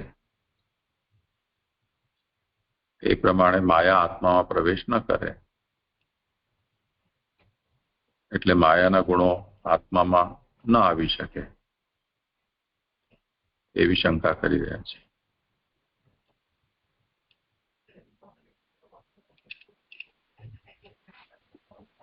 જે એમને પ્રણામ જે 256માં પેજનું છેલ્લું વાક્ય પણ એમને ક્વેશ્ચન હતો, મને પણ એ નથી સમજાય. જળનો ગુણ શબ્દથી માયાથી જણાવેલ ભેદ જણાવેલો છે અને આ જે વાક્ય છે ને તે એમનો પ્રશ્ન હતો ભાઈનો ને મને પણ નથી સમજાતું. આ થઈ ગયું કે નહીં? ના જે આ બી હજી થોડું નથી સમજમાં આવી રહ્યું કે માયા આત્મામાં પ્રવેશ કરતી નથી તો એ એટલે આત્મા માયામાં પ્રવેશ કરે છે એટલે એટલું તો ખબર પડી રહ્યું છે અહીંયા કે માયાને કારણે આ બધું દેખાઈ રહ્યું છે જીવને, તો એ નથી સમજમાં જે આવી રહ્યું. એટલે પ્રશ્ન એ છે ને કે કોના અંદર કોણ પ્રવેશ કરી રહ્યું છે. જો સંબંધ થઈ રહ્યો છે એ એકબીજાને પ્રભાવિત કરે એ પ્રકારનો સંબંધ હોય તો પછી વિચારવું પડશે. તો આપણે ત્યાં જેમ સિદ્ધાંતમાં એમ કહેવામાં આવે છે ને કે આ જીવગા છે માયા, તો માયા જીવમાં પ્રવેશ કરે છે. અહીંયા એ કહી રહ્યા છે કે માયામાં આત્મા પ્રવેશ કરે છે તેથી આત્માના ગુણો માયામાં આવે તે યોગ્ય છે. જો તમે એમ કહેતા હો કે જીવ છે એ માયામાં પ્રવેશ કરે છે તો ચલો સમજાઈ ગયું. જો તમે એમ કહી રહ્યા છો કે નહીં જીવમાં માયા પ્રવેશ કરે છે તો એમાં આ શ્રુતિ વચન વિરોધમાં આવે છે કે તમસઃ પરસ્તાત. તો જે બંધન વગેરે માયાના ગુણો છે એ આત્મામાં કેવી રીતે આવી શકે એવી શંકા થાય છે. તો એટલે ઉદાહરણ આપ્યું છે કે ચંદ્રમા તો જ્યાં છે ત્યાં જ છે અને અહીંયા જેમાં પ્રતિબિંબિત થઈ રહ્યું છે એને અહીંયા માયા સમજો.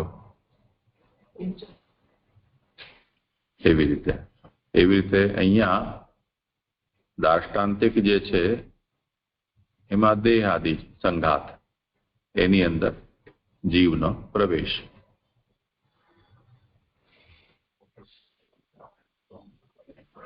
જી છે, તે સ્પષ્ટ થયું થોડું. એટલે આત્મામાં જ માયા પ્રવેશ, આત્મા જ માયામાં પ્રવેશ કરે છે, એ રીતે લેવું બરાબર ને? જી અહીંયા એવી રીતે કહી રહ્યા છે. એટલે જે દ્રષ્ટા બની રહ્યો છે એ દ્રષ્ટામાં જળનો ગુણ દેખાય છે, અનાત્મીય ગુણો દેખાય છે. જી છે.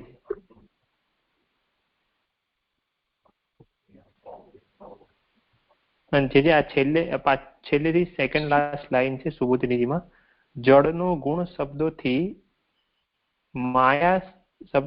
માયાથી જણાવેલ ભેદો કહેલ છે.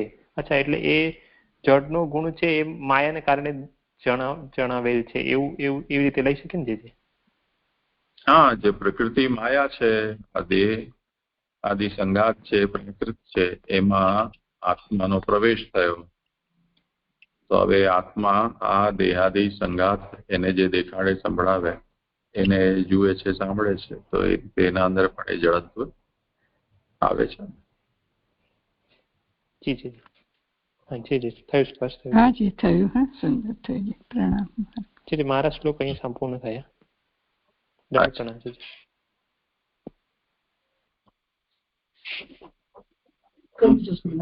અચ્છા, હા કરો. આ માયા જે છે, તો એ માયા આત્મામાં પ્રવેશ કરે, એટલે આત્મા જે માયામાં પ્રવેશ કરે છે, તો આત્મા અને માયા બંને અલગ હોવા છતાં એવું કેમ દેખાય છે? તો એ આત્માને જયારે માયાથી અલગ કરવી હોય તો એના ઉપાય શું છે? તો જેનાથી આપણને જે મૂળ સિદ્ધાંત વિદુરજી એમ સમજાવ્યો, મૈત્રીજી એમ સમજાવ્યો કે આ મૂળ સિદ્ધાંત તો એ જ છે કે પહેલા સર્વ ભગવાન જ હતું અને આ સૃષ્ટિ પણ ભગવદ લીલા રૂપ છે. પણ વિદુરની બુદ્ધિમાં જે માયાનો પ્રશ્ન આવ્યો એ બુદ્ધિના આધારે મૈત્રેયજી આ બધા સમાધાન કરી રહ્યા છે. એમાં જે માયાનું સ્વરૂપ સમજાવ્યું, માયા જયારે દેખાય છે તો એનો દેખાવનો જ ખાલી સંબંધ છે, તો એ સંબંધ ખરેખર આત્મામાં માયા કે માયામાં આત્માનો પ્રવેશ નથી થતો, પણ જે રીતે પ્રતિબિંબ છે એ રીતે એનો સંબંધ હોવાથી એ આ કાર્ય કરે છે. તો એ સંબંધ જો દૂર થઈ જાય તો પછી આ જે બ્રહ્મવાદ પેટે જે બધું બ્રહ્મરૂપ છે એવી દ્રષ્ટિ આવી શકે. તે 3, 11, 12 અને 13 શ્લોક થી માયાનો ઉપાય જે દૂર કરે છે એ મારા 3 શ્લોક છે. જે એમાં 11મો કર્મ, 12મો જ્ઞાન અને 13મો ભક્તિથી એ રીતે જે ઉપાયો બતાવ્યા છે માયાને દૂર કરવાના. તેથી માયામાં દેખાવનો સંબંધ હોવાથી તેવો સંબંધ દૂર થાય તે માટેનો ઉપાય નીચેના શ્લોકમાં કહે છે.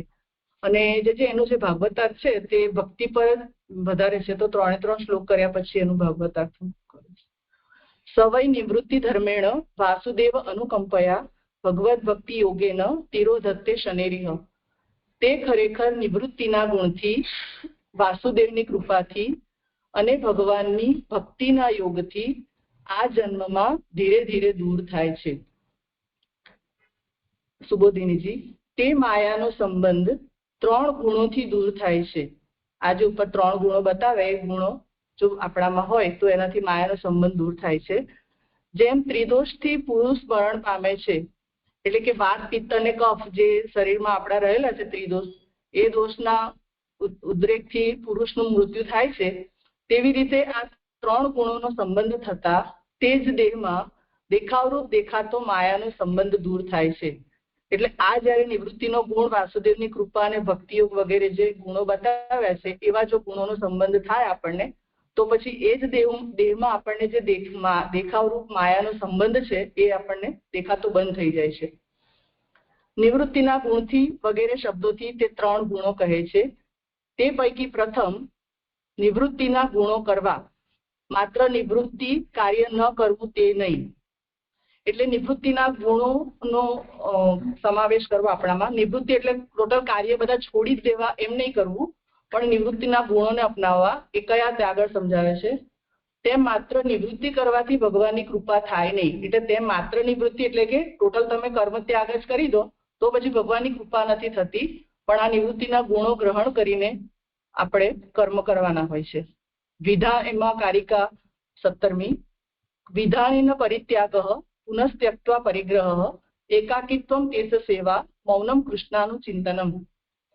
શાસ્ત્રની આજ્ઞા હોવાથી ત્યાગ કરવો, એટલે કે શાસ્ત્રમાં આજ્ઞા છે કે સર્વ ત્યાગ કરવો, જે આપણને મહાપ્રભુજીએ પણ શાસ્ત્રની આજ્ઞા પ્રમાણે સમજાવ્યું છે કે ધનમ સર્વાત્મના ત્યાજ્યમ, ગૃહ સર્વાત્મના ત્યાજ્યમ વગેરે.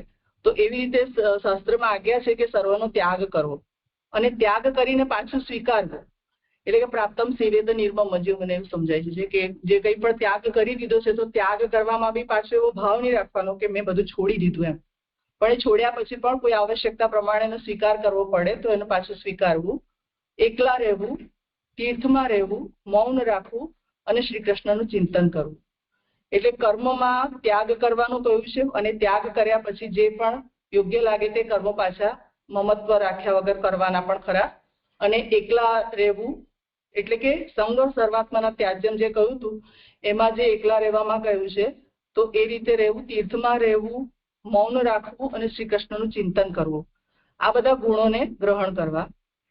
18મી કારિકામાં અન્ય ગુણો કહે છે, કાલાદિ પ્રાપ્ત દુઃખસ્ય સહનમ ચા પ્રતિક્રિયા, દયા સંતોષ આત્મજયા, મુખ્ય ધર્મા નિવૃત્તિતઃ. કાલ વગેરેથી દુઃખ સહન કરવું અને સામો અપકાર ન કરવો. એટલે ત્રિદુઃખ સહનમ જે છે તો એવી રીતે સુખ, એમાં ત્રિદુઃખમાં જે છે કાલ, કર્મ અને સ્વભાવ વગેરેથી થતું દુઃખ, તો અહીંયા કાલ વગેરેથી દુઃખને સહન કરવાનું કહ્યું છે. અને સામો અપકાર ન કરવો, એટલે કે કોઈ આપણા પર અપકાર કરે કે કોઈ અપશબ્દ કહે તો સામે એ રીતે આપણે અપકાર ન કરવો. દયા, સંતોષ અને અંતઃકરણ ઉપરનો વિજય. દયા રાખવી, સંતોષ રાખવો અને અંતઃકરણ ઉપર વિજય રાખવો, આ બધા નિવૃત્તિના પ્રાપ્ત થતા મુખ્ય ગુણો છે. તો આ બધા કર્મને લઈને આપણને ગુણો ગ્રહણ કરવાના છે કે જે નિવૃત્તિના ગુણોથી આપણને માયાનો સંબંધ દૂર થાય છે. આ માયાના હોવાને લીધે જ આપણે આ બધા સહન નહીં કરી શકવું વગેરે જે દુર્ભાગ્યપણું બતાવ્યું કે જે આપણામાં કૃપણપણું આવે છે તે બધાના ગુણોનો અહીંયા વિરોધી શબ્દો બતાવ્યા કે આ બધા કર્મો કરવાથી તમે એ રીતનો માયાનો પ્રભાવ મિટાવી શકો છો. આગળ એટલે એ નિવૃત્તિના ગુણો કરવા માટે કહ્યું. બીજો ભગવાનની કૃપા, એ આગળ શ્લોકમાંથી આગળ આવ્યો બીજો ગુણ, તે ભગવાનની કૃપા.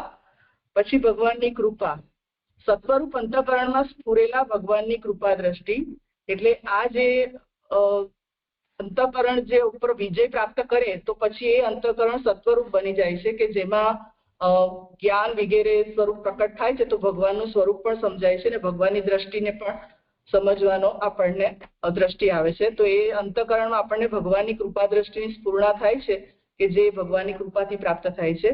અને પછી ભગવાનની ભક્તિનો યોગ, ત્યાર પછી જીવમાં ભગવાનની ભક્તિ કરવાની પ્રેરણા થાય છે તો એ ભક્તિ પ્રભુની કરી શકે છે. ભક્તિ ભગવાનના સંબંધવાળી હોવાથી સાધનરૂપ થાય છે. યોગ એટલે સદા આચરણ, સદા શ્રવણ વગેરે ભગવાનની કૃપા વિના થતા નથી. તો અહીંયા ભગવાનના સંબંધવાળી હોવાથી સાધનરૂપ થાય છે કે સાધનરૂપ અહીંયા એટલા માટે કહ્યું છે કે જે માયાને દૂર કરવાના ઉપાય કહી રહ્યા છે તો આવી ભક્તિ પ્રાપ્ત થાય છે તો આ બધા આપણને બ્રહ્મનું દર્શન અન્ય સ્થાનોમાં થાય તો એના માટે કહી રહ્યા છે કે આ દેખાવા માટે ભગવાનની ભક્તિ જ આ સાધનરૂપ થાય છે. યોગ એટલે સદા આચરણ, સદા શ્રવણ વગેરે ભગવાનની કૃપા થતી નથી, કૃપા વિના થતા નથી. તો ભક્તિ યોગ છે કે જે ભક્તિથી ભગવાન સાથે જોડાવવું, ભગવત કાર્ય કરવું વગેરે, તો એ આપણે ટાઈમ બિંગ નહીં પણ સદાને માટે એવું આચરણ રહે ભક્તિમય અને સદા માટે શ્રવણ કરીએ એટલે કે પ્રભુના સ્વરૂપનું ગુણોનું અનુસંધાન વગેરે, તો એ ભગવાનની કૃપા હોય તો જ પોસિબલ છે, એના વિના થતા નથી. તેથી ભગવાનની ભક્તિનો યોગ પાછળથી કહેલો છે. એવા 3 ગુણોથી માયાનો સંબંધ ધીરે ધીરે આ જન્મમાં દૂર થાય છે. એ પાછળથી કહેલો છે એટલે કે 13મા શ્લોકમાં એ વાત આવે છે ભક્તિ યોગની. અને અહીંયા આ રીતે 3 સાધનોથી માયાનો સંબંધ આ જ જન્મમાં ધીરે ધીરે દૂર થાય છે. ધીરે ધીરે અહીંયા ખાસ કહ્યું છે કે સાધનના બલને અનુસરીને દૂર થાય છે. એટલે કે જીવ આ બધા સાધન કરે છે માયાને દૂર કરીને પ્રભુમાં જોડાવાના, એને લીધે અહીંયા સાધનના બલને અનુસરીને ધીરે ધીરે કહ્યું છે. અને જો જે કોઈ જીવ પર ભગવત કૃપા થઈ જાય અને પ્રભુ સાક્ષાત એવો કરી દે એના પર કૃપા, તો એ ધીરે ધીરે બદલે તરત જ એને એ માંથી બહાર પણ પ્રભુ કરી શકે છે. પણ અહીંયા જે સાધનનું બળ છે કે જીવના પ્રયત્નોથી આ થાય છે, એને લીધે અહીંયા ધીરે ધીરે એમ કહીને કહ્યું છે કે ધીરે ધીરે આ જન્મમાં એ માયાના સંબંધથી દૂર થઈને સર્વસ્થલે બ્રહ્મની અનુભૂતિ કરી શકે છે. 11મો શ્લોક છે. કરી લો. 12મો શ્લોક. નીચેના શ્લોકમાં એકદમ સર્વ દુઃખોનો નાશ કરવાનો ઉપાય કહે છે. તો હવે એકદમ એટલે તરત જે ધીરે ધીરે કહ્યું છે એની સાથે અહીંયા એકદમ શબ્દથી સમજાવે છે કે સર્વ દુઃખોનો નાશ કરવાનો ઉપાય હવે આ શ્લોકમાં કહે છે. યત ઇન્દ્રિય ઉપરામઃ અથ દ્રષ્ટા આત્મની પરિહરો વિલીયન્તે તદા ક્લેશઃ સંસુપ્તઃ એવ કૃષ્ણશઃ. જ્યારે ઇન્દ્રિયો વિષયોથી શાંત થાય છે ત્યારે વશ રાખનાર હરિ આત્માની અંદર જોનાર થાય છે. ત્યારે સુસુપ્તિમાં રહેલા દુઃખોની પેઠે તેના સર્વ દુઃખોનો નાશ થાય છે. તો સર્વ દુઃખથી કરીને માયા દ્વારા જનિત જે કંઈ પણ આપણને બ્રહ્મથી અતિરિક્ત દેખાવા વગેરે સર્વ દુઃખો આપણામાં રહેલા છે કે જે કંઈ પણ થાય છે તે માયાના કારણે જ અનુભવાય છે બ્રહ્મથી અતિરિક્ત. તો એને માટે કહી રહ્યા છે કે હવે ઇન્દ્રિયો નિગ્રહ, તો ઇન્દ્રિય નિગ્રહ જ્ઞાન પ્રાપ્તિનું જે મુખ્ય સાધન છે એને લઈને આ જ્ઞાન માર્ગની રીતે આ ઉપાય બતાવી રહ્યા છે કે ઇન્દ્રિયોનો નિગ્રહ કરવાનો છે. જ્યારે ઇન્દ્રિયો વિષયોથી શાંત થાય છે ત્યારે વશ રાખનાર હરિ આત્માની અંદર જોનાર થાય છે. ત્યારે એ જીવ ઇન્દ્રિયોનો નિગ્રહ કરવાથી આત્મદર્શન કરી શકે છે. ત્યારે પ્રભુને કે હરિને એ પોતાની આત્માની અંદર જુએ છે ને એ આત્માની અંદર ભગવાન પણ એને જુએ છે, એ આત્માને જુએ છે. એ રીતે વશ રાખનાર હરિ આત્માની અંદર જોનાર થાય છે. એટલે એટલે ભગવાનની હરિની દ્રષ્ટિથી એ બધું જુએ છે. ત્યારે સુસુપ્તિમાં રહેલા દુઃખોની પેઠે તેના સર્વ દુઃખોનો નાશ થાય છે. તો એ આંતરિક દ્રષ્ટિ હોવાને લીધે એના બધા દુઃખો દૂર થાય છે. જ્યારે બધી ઇન્દ્રિયો પોતાની મેળે જ પોતપોતાના વિષયોથી શાંત થાય છે ત્યારે જુદા પ્રકારથી આત્માની અંદર જોનાર થાય છે. એટલે અહીંયા ઉપરામઃ અથ દ્રષ્ટા આત્માને એટલે જુદી રીતે અથ આપણને સ્ટાર્ટિંગ કોઈ પણ હોય ત્યારે કહેવામાં આવે છે. તો એના માટે કહી રહ્યા છે કે બધી ઇન્દ્રિયો જ્યારે શાંત થઈ જાય ત્યારે પછી એની જોવાની દ્રષ્ટિ નવી પ્રકારની થઈ જાય છે. એ જુદા પ્રકારથી પછી આત્માની અંદર જુએ છે. એટલે જોનાર આત્મા તરીકે સ્ફુરે છે. એટલે એ પોતે પોતાના ચક્ષુ ઇન્દ્રિય વગેરેથી નથી જોઈ રહ્યો પણ પોતાના આત્માથી જ એ બધું દર્શન કરે છે. એવી રીતનું એને સ્ફુરે છે. તે પ્રકૃતિ વગેરેને વશ રાખનાર તરીકે સ્ફુરે છે. એટલે હવે એ પુરુષ ઉપર જે પ્રકૃતિનો ગુણ આરૂઢ થયો હતો તે દૂર થઈને હવે એ આત્મા જે છે તે હવે પ્રકૃતિને વશ રાખનાર તરીકે હવે એને સ્ફુરે છે અને પોતે હરિ હોવાનું સ્ફુરે છે. એટલે અંતરમાં પોતે પરમાત્માનું અનુસંધાન કરીને એને એ અનુભૂતિ થાય છે. ત્યારે તેના અવિદ્યા વગેરે સર્વ દુઃખોનો નાશ થાય છે. ત્યારે પછી ભગવાન જ્યારે હૃદયમાં બિરાજે છે પરમાત્મા ત્યારે પછી હવે કોઈ અવિદ્યા વગેરેનો સંસર્ગ એને રહી નથી જતો અને એને સર્વ દુઃખોનો નાશ થાય છે. તે દુઃખો 5મા સ્કંદમાં કહેશે. એ 5મા સ્કંદમાં અધ્યાય 14માં સમજાવ્યું છે. ત્યાં ઘણા બધા શ્લોક છે એટલે જેનો બહુ લીધું નથી ભવાટવીનું ત્યાં મુખ્ય સ્પષ્ટીકરણ કરેલું છે એ શ્લોકમાં. સંસારરૂપ વનમાં ઇન્દ્રિયોની શાંતિ સંભવતી નથી એવો મત ખોટો ઠરાવવા. એટલે કે સંસાર જે વન છે તો એ સંસારમાં આવે ત્યાં કોઈ દિવસ એવું શક્ય જ નથી કે ઇન્દ્રિયોનો નિગ્રહ થઈ શકે કે ઇન્દ્રિયોની શાંતિ થઈ શકે એવો જેનો મત છે એવા મતને ખોટો ઠરાવવા સુસુપ્તિમાં રહેલા દુઃખોની પેઠે એવું દ્રષ્ટાંત કહેલું છે. એટલે જયારે આપણે સુઈ જઈએ છીએ ત્યારે કોઈ પણ દુઃખની અનુભૂતિ થતી નથી. તો એવી બે જે અવસ્થા છે એવી જ અવસ્થા થાય છે કે સંસારમાં હોવા છતાં પણ એની અનુભૂતિ આપણને થતી નથી ઇન્દ્રિયોની શાંતિ થવાને લીધે. જેમ સ્ત્રીથી સારી રીતે આલિંગન કરાયેલો સુવે છે તેમ આ દેહમાં રહેલો આત્મા જ્ઞાની આત્માથી આલિંગન કરાયેલો સુવે છે. જ્ઞાની આત્માથી તેમ દેહમાં રહેલો આત્મા જ્ઞાની આત્માથી આલિંગન કરાયેલો સુવે છે. એટલે જયારે સ્ત્રીથી સારી રીતે આલિંગન કરાયેલો પુરુષ હોય તો એને સર્વ આજુબાજુનું કોઈ પણ અનુસંધાન રહેતું નથી. તેવી રીતે આ દેહમાં રહેલો જે આપણો આત્મા છે તે પરમાત્માની સાથે એવી રીતે એનો અનુભવ કરે છે કે આલિંગન કરાઈને રહે છે કે એને અન્ય બહારની કોઈની સ્ફુરણા જ થતી નથી. એ શ્રુતિ પ્રમાણે સુસુપ્તિમાં રહેલાના એટલે આત્માની સાથે ઐક્ય પ્રાપ્ત કરેલાના સર્વ દુઃખોનો નાશ થાય છે. એટલે બાહ્ય એની દ્રષ્ટિ જ નથી હોતી તો બાહ્ય કોઈ અનુસંધાન નહીં હોવાને લીધે એને આત્મા સાથેના ઐક્ય હોવાને લીધે કોઈ દુઃખોની એને અનુભૂતિ થતી નથી અને એના બધા દુઃખોનો નાશ થઈ જાય છે. જ્યારે એવું વચન હોવાથી આ સાધનથી ફલની પ્રાપ્તિ થવાનો સમય નિશ્ચિત નથી. એટલે જ્યારે ઇન્દ્રિયોની વિષયોથી શાંત થાય છે એમ કહ્યું છે તો ઇન્દ્રિયોનો નિગ્રહની જે સાધના છે એ સાધનાથી જ્યારે એની ઇન્દ્રિયો નિગ્રહ થશે અને શાંત થશે ત્યારે એને આ ફલ પ્રાપ્ત થશે કે સર્વ દુઃખોનો એટલે માયાનું આવરણ એનું હટી જશે. એટલે આનું સાધનથી આ ઇન્દ્રિય નિગ્રહ પ્રાપ્ત કરવાનો અહીંયા ઉલ્લેખ છે. એટલે સાધનથી જ્યારે ઇન્દ્રિય નિગ્રહ કરવામાં આવે તો એનો સમય નિશ્ચિત નથી હોતો, ક્યારે કેટલો કોને સમય લાગશે તે. જ્યારે એ થઈ જાય છે ત્યારે એને આ સર્વસ્થલે પછી બ્રહ્મની અનુભૂતિ થાય છે. અને છેલ્લા શ્લોકમાં હવે ભક્તિની રીતે કહી રહ્યા છે. તેથી ફળ પ્રાપ્ત થવાનું નિશ્ચિત સાધન નીચેના શ્લોકમાં કહે છે. એટલે પહેલા શ્લોકમાં જે આપણને સાધનના બળને અનુસરીને ધીરે ધીરે માયાનું આવરણ દૂર થાય છે એમ કહ્યું. બીજા શ્લોકમાં પણ જ્યારે એવું કીધું, એટલે કે એ પણ સાધનનું ક્યારે ફળ મળશે તે પ્રાપ્ત થશે તે નિશ્ચિત નથી, એટલે એમાં પણ લાંબી પ્રોસિજર બતાવી. પણ હવે જો આ ફળ પ્રાપ્ત થશે જ, કારણ કે જે પેલામાં નિવૃત્તિના ગુણોમાં કોઈ પણ ચૂક થઈ જાય તો પણ લંબાઈ જાય, કે આમાં ઇન્દ્રિયોનો નિગ્રહ કરવામાં પણ લંબાઈ જાય, તો એમાં આપણને કોઈ વખત એવું શંકા થાય તો એ ફળનો વિલંબ વધારે થઈ જાય. પણ હવે આ જે ફળ છે આત્મા માયાનું આવરણ દૂર જ કરવાનું, એનો પરફેક્ટ જો સાધન હોય કે એના દ્વારા થશે જ એમ, તો એ નિશ્ચિત સાધન હવે નીચેના શ્લોકમાં કહે છે. અશેષ સંક્લેશ સમમ વિદત્તે ગુણાનુવાદ શ્રવણમ મુરારેઃ કૃતઃ પુનઃ તચ્ચરણારવિંદ પરાગ સેવા રતિ આત્મલબ્ધા. મુરારીના ગુણોના અનુવાદનું શ્રવણ સર્વ દુઃખોનો નાશ કરે છે. તો પછી પોતે જ પ્રાપ્ત કરેલી તેમના ચરણારવિંદની રજની સેવામાં પ્રીતિ તેમનો, એટલે કે એ સર્વ દુઃખોનો નાશ કરે. તેમાં કહેવું જ શું સુબોધિનીજી?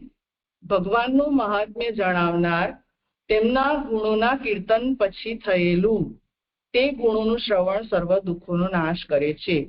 તો અહીંયા જે આપણને મૂળમાં કહ્યું કે મુરારીના ગુણોના અનુવાદનું શ્રવણ, તો અનુવાદ એટલે શું કે એ ભગવાનનું મહાત્મ્ય જણાવનાર કોઈ ગુણોનું કીર્તન થયેલું છે, એ ભગવદીઓ કે એના દ્વારા કીર્તન થયેલું છે, એ ભગવદીઓ દ્વારા થયેલા કીર્તનનું શ્રવણ સર્વ દુઃખોનો નાશ કરે છે.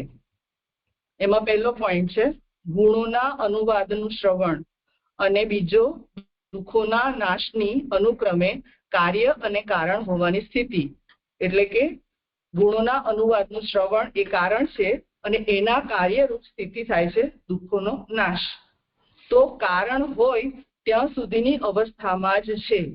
એમાં પહેલી ફૂટનોટ છે ભગવાનના ગુણોના અનુવાદનું શ્રવણ અને દુઃખોનો નાશ એ અગ્નિ અને તેના કાર્યરૂપ દાઝવાનું એ બેના જેવા કાર્ય અને કારણ અને કાર્ય છે.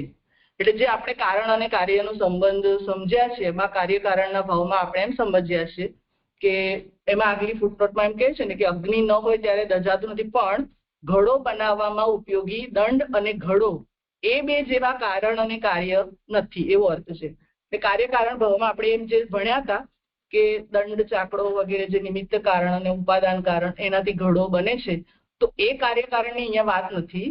પણ જ્યારે અગ્નિ હોય ત્યારે જ આપણને દાઝવાનું બને છે. એવી રીતે વ્યાપ્તિનો ગુણ જે છે એ રીતનું મને સમજાય છે કે એ ગુણને લઈને અહીંયા કાર્યકારણની સ્થિતિ બતાવે છે કે જ્યાં સુધી એ કારણ હોય ત્યાં સુધીની અવસ્થામાં જ એ કાર્ય રહે છે. એટલે કે ગુણોના અનુવાદનું શ્રવણ હોય ત્યારે દુઃખોનો નાશ થાય છે. તેથી જ્યારે દુઃખોનો નાશ થાય ત્યાં સુધી ગુણોના અનુવાદનું શ્રવણ કરવું. એટલે જ્યાં સુધી આવા દુઃખોનો નાશ ના થાય ત્યાં સુધી ગુણોના અનુવાદનું શ્રવણ કર્યા જ કરવાનું, એને અટકાવવાનું નથી. તેથી એકવારના શ્રવણથી દુઃખોનો નાશ ન થયો એવો વિરોધ ન માનવો. એની બીજી ફૂટનોટ છે તેથી એટલે દુઃખો ઘણા હોવાથી નાશ ઘણાનો કરવાનું જરૂરી હોવાથી. એટલે એક વારનું જો શ્રવણ થાય તો આટલા બધા દુઃખો જે છે, કારણ કે ઘણા બધા દુઃખો હોય છે, તો ઘણા બધા દુઃખોને દૂર કરવાનો એક જ વખતના શ્રવણથી એનો ઉપાય થઈ શકે તેમ નથી. એટલે એક વારના શ્રવણથી દુઃખોનો નાશ નથી થયો એવો આપણે વિરોધ નહીં માનવો જોઈએ કે શ્રવણ કર્યું તો પણ કેમ મારા દુઃખનો નાશ નથી થતો. પણ એ નિરંતર અને જ્યાં સુધી દુઃખોનો નાશ ના થાય ત્યાં સુધી એનું શ્રવણ કન્ટિન્યુઅસ કરતા જ રહેવાનું છે. પરંતુ અહીં દુઃખોના નાશનું નિશ્ચિત કારણ કહેલું છે. એમાં ત્રીજી ફૂટનોટ છે કે ઉપર જણાવેલ વિરોધ ન માનવાનું કારણ આ વાક્યથી કહેલું છે કે ઉપર જણાવેલો વિરોધ એવો છે કે એક વારના શ્રવણથી આપણે દુઃખોનો નાશ નથી થતો, તો પછી દુઃખોનો નાશ નાશ નહીં થાય એવો કોઈ આપણને વિરોધ લાગે કે શ્રવણ કર્યા પછી શ્રવણ કર્યા જ કરીએ ત્યાં સુધી દુઃખોનો નાશ નથી થતો, તો પણ એ દુઃખોના નાશનું નિશ્ચિત કારણ કહેલું છે કે તમે શ્રવણ કર્યા જ કરજો, દુઃખોનો નાશ ચોક્કસ થશે જ એમ. એટલે એમ નહીં કે જેવી રીતે ઇન્દ્રિય નિગ્રહનો અટકી જાય તો આપણું ફળ ન મળી શકે, એવી રીતે એવું નથી. શ્રવણ કર્યા જ કરજો અને દુઃખોનો નાશ થશે જ એવું નિશ્ચિત કારણ અહીંયા કહેલું છે. મુરારીના ગુણોનું શ્રવણ હોવાથી તે શ્રવણમાંના વિઘ્નો પોતાની મેળે જ દૂર થવાના. એટલે મુરારી શબ્દથી ભગવાનનો ગુણ બતાવી રહ્યા છે કે ભગવાન મૂળના હરી છે, તો એ જે આપણામાં રહેલા દોષો છે એને હરવા વાળા છે. તો એ ગુણોનું શ્રવણ કરવાથી એ શ્રવણમાંના વિઘ્નો એ ભગવાન પોતાના ગુણોથી એ દૂર કરશે. આપણા શ્રવણ કરવાના પ્રયત્નને લીધે દુઃખ દૂર નથી થવાના, પણ એ જેનું શ્રવણ કરી રહ્યા છે તે ભગવાનનું મહાત્મ્ય એવું છે કે એમના ગુણોનું શ્રવણ કરવાથી એ વિઘ્નો પોતાની મેળે દૂર થશે. જ્યારે શ્રવણ આ દુઃખોનો નાશ કરે છે ત્યારે ભગવાનના ચરણારવિંદ પરની પ્રીતિ કરે, તેમાં તો કેવું શું તે અર્થ ઉત્તરાર્થી કહેલો છે.